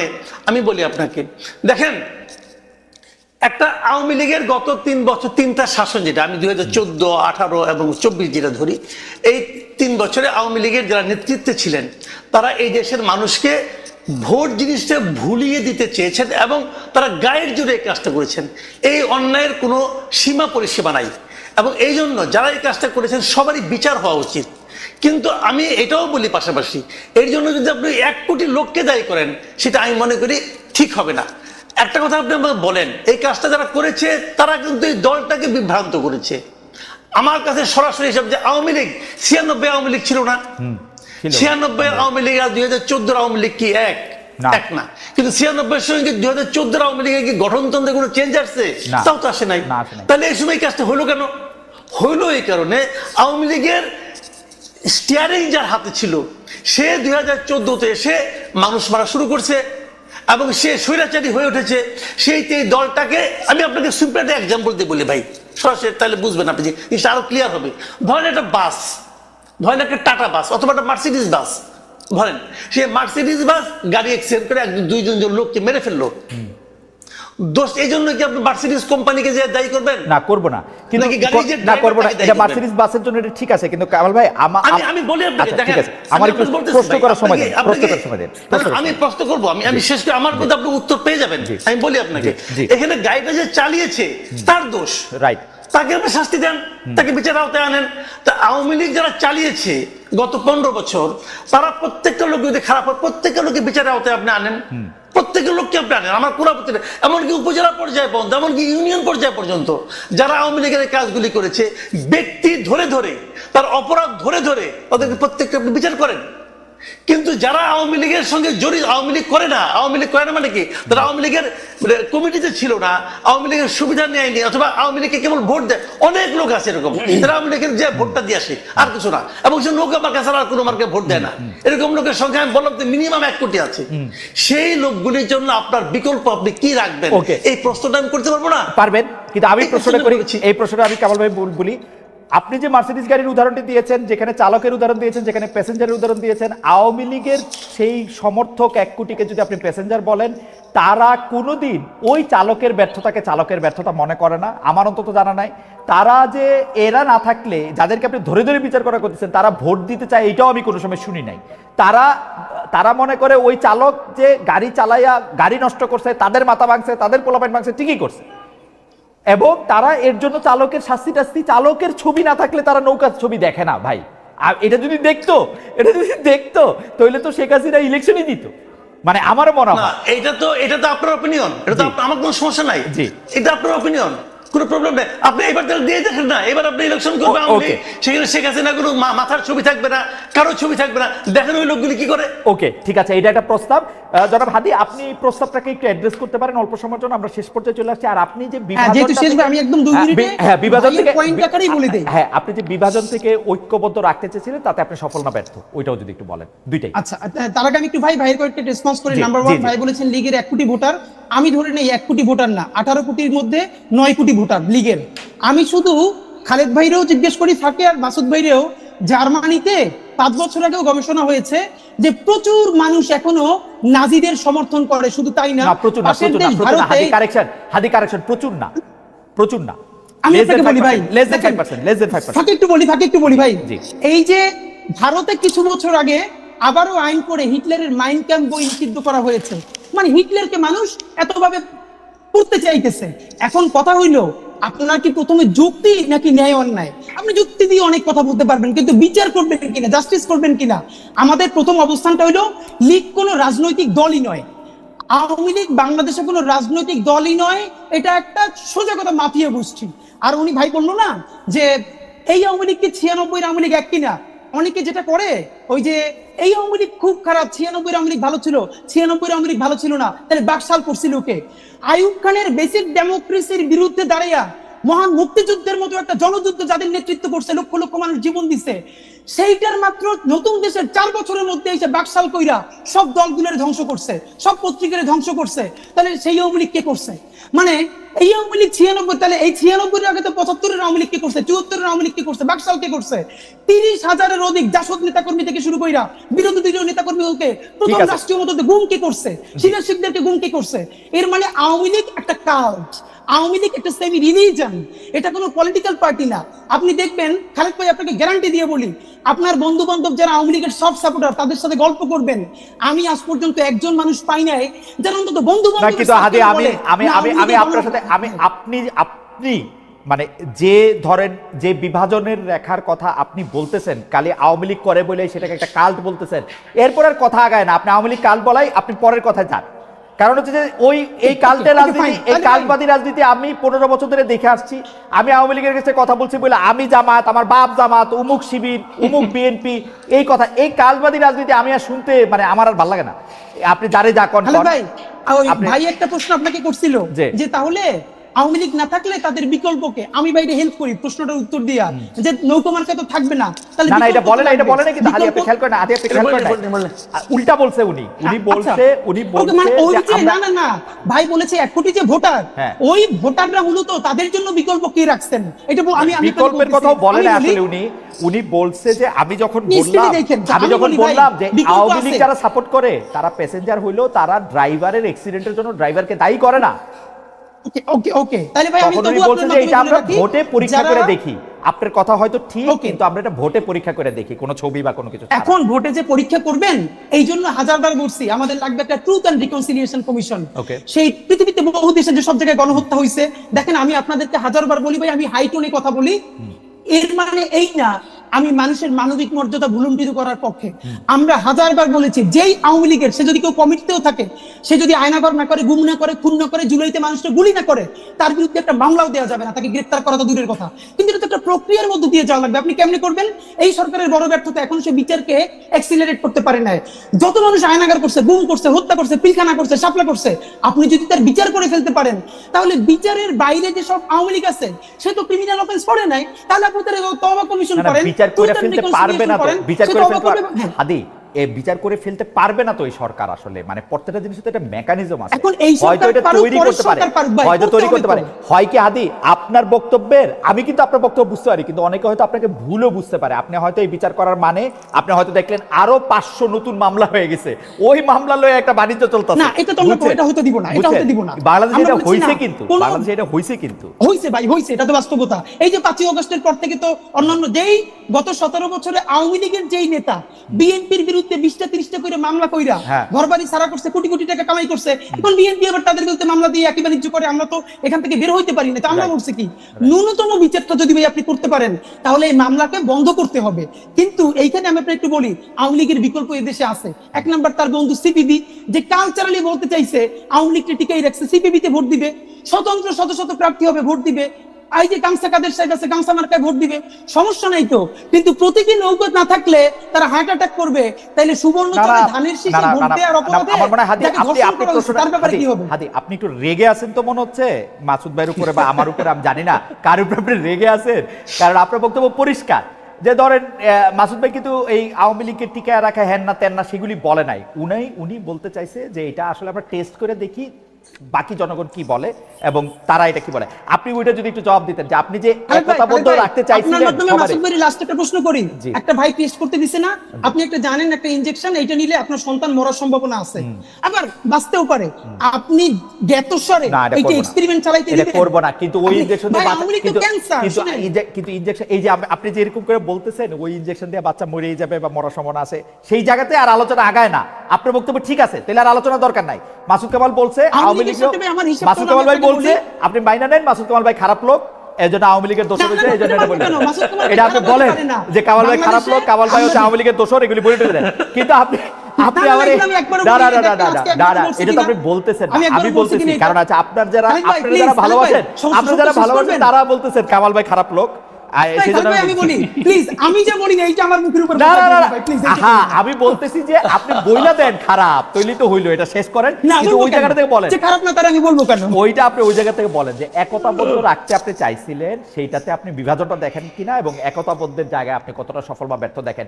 এবং আপনার অনুমতি নিয়ে আপনার কথা শেষ হইলে আমরা খালি কামাল ভাইকে 15টা সেকেন্ড বা 20টা সেকেন্ড শুনবো, অনুষ্ঠান শেষ করে। ভাই, আমরা যে জুলাইয়ের স্পিরিটটাকে ঐক্যবদ্ধ রাখতে চাইছিলাম, এইটা আমরা প্রচন্ড কষ্ট করে, যদি আমার নাম্বার দিতে বলেন তাহলে তো সমস্যা, 10-এ তো 10 আমি আমারই দিয়ে দিব, সেটা না। আমি মনে করি এই 1 বছর পর আসলে মার্কিং করার সময়টাই আসে নাই প্রধানত। এরপরও যতটুকু না ছাড়ালো আমরা সবার মাধ্যমে দাঁড়াই রাখতে পারছি জুলাই নিয়ে, তাতে অন্তত 10-এ আমরা আমাদেরকে 5 দিতে চাই। আপনি বিভাজনটা ঠেকাইতে পারছেন কিনা, আপনার মার্ক দেয়া আপনার উদ্দেশ্য ছিল সেটা আমি জানি, বিভাজন ঠেকাইতে পারছেন কিনা, মানে আমরা অনেক জায়গায় বিভাজন ঠেকাইতে পারছি, আমরা অনেক জায়গায় বিভাজন ঠেকাইতে পারছি। ওকে কামাল ভাই, আপনি যদি একটু 20 সেকেন্ড যদি একটু বলেন, শেষ করে দেন আর কি। আমি আসলে শুনেন, এত আলোচনা, অনেক আলোচনা তো হলো, আপনার মানে রেগে যাওয়া আলোচনা, ঠান্ডা মাথায় আলোচনা, আক্রমণের আলোচনা, আবার আপোষের আলোচনা, সবই ভালো, এগুলি সবই কিন্তু হেলদি, আমি এটা নিয়ে কোনো আপত্তি নেই। আবার আমি খালি ফিনিশিং যে কথাটা বলবো, আমি মনে করি যে একটা জাতিকে ঐক্যবদ্ধ না করলে, একটা জাতিকে বিভক্ত করে আপনি সেই জাতিকে অগ্রসর করতে পারবেন না। এটা পৃথিবীর কোথাও পারে নাই। আওয়ামী লীগের 15 বছরে আমরা দেখেছি আওয়ামী লীগ জাতিটাকে বিভক্ত করে ফেলেছিল, মুক্তিযুদ্ধ, চেতনা, এই সমস্ত কথা বলে জাতিটাকে বিভক্ত করেছিল। বিভক্ত করে তারা বিএনপিকে শেষ পর্যন্ত বলতো একটা সন্ত্রাসী দল, জামাতকে নিষিদ্ধ করতে হবে, এই সমস্ত কথা বলে তারা দেশটাকে বিভক্ত করেছিল। এবং তখন আমি কিন্তু বলেছিলাম যে এই যে বিএনপির যে মানে কয়েক কোটি ভোটার আছে, জামাতের যে কিছু ভোটার আছে, এদেরকে আপনারা কি করবেন? এদেরকে নিয়ে বঙ্গোপসাগরে ফেলে দিবেন? আমি আওয়ামী লীগের শাসনামলে এই কথা বলেছিলাম যে এটা হয় না, এভাবে দেশকে বিভক্ত করে আপনি অগ্রসর হতে পারবেন না। আমি ভেবেছিলাম যে ডক্টর ইউনূস যখন ক্ষমতায় আসছে তিনি দেশটাকে ঐক্যবদ্ধ করার চেষ্টা করবেন, কিন্তু আমি বিস্ময়ের সঙ্গে লক্ষ্য করলাম, একই সঙ্গে বেদনার সঙ্গে লক্ষ্য করছি, ডক্টর ইউনূস সেই কাজটা করতে পারেন নাই। বরঞ্চ যে কাজটা করতে আওয়ামী লীগের 15 বছর লাগছে, সেটা ডক্টর ইউনূস 15 মাসের আগেই করে ফেলেছে। এবং এই জুলাই আন্দোলনকারীদের মধ্যেও থেকে অনেক দ্বিধা, অনেক বিভক্তি তৈরি করছে। হাদি, আপনিও একটু 20 সেকেন্ড বলেন, কারণ আমরা কামাল ভাইকে দিয়ে শুরু করছিলাম, আপনাকে দিয়ে শেষ করি। আমি ভাই যেটা শেষে বলতে চাই, অবশ্যই আমাদের জাতি গঠনে যেতে হবে এবং ট্রুথ অ্যান্ড রিকনসিলিয়েশন কমিশন করতে হবে। সেটার আগে বিচারটা ন্যূনতম নিশ্চিত করে আমরা নতুন করে যে আমাদের জাতি গঠন প্রক্রিয়া পুরো ঐক্যবদ্ধভাবে কোনো ট্যাগিং পলিটিক্স, কাল্টের পলিটিক্স থেকে বাদ দিয়ে আমরা বাংলাদেশ কামস ফার্স্ট এইটাকে সামনে রেখে রাজনীতিটা করতে হবে। তার আগে অবশ্যই গণহত্যার বিচার করতে হবে, রাষ্ট্রের ন্যূনতম সংস্কার করে নির্বাচনের দিকে যেতে হবে। ওকে, জনাব শরীফ ওসমান হাদী, আপনাকে অনেক অনেক ধন্যবাদ। জনাব মাসুদ কামাল, আপনাকে অনেক ধন্যবাদ। আপনাদের দুইজনের অনেকগুলি বিষয়, অনেক রকম আলোচনার মধ্যে, যেটা কামাল ভাই শেষে একটু বলছেন যে আমরা অনেক কিছু জানছি, যেটাকে হেলদি বলছেন। শরীফ ওসমান হাদীও বিষয়টাকে নানাভাবে স্বাগত জানিয়েছেন। আপনাদের মন্তব্য আমাদের অনেক বিষয়ে আলো দেখিয়েছে। দর্শক অনেকে ছিলেন আজকে, অনেক ধরনের মন্তব্য করেছেন। আপনাদের দুজনকে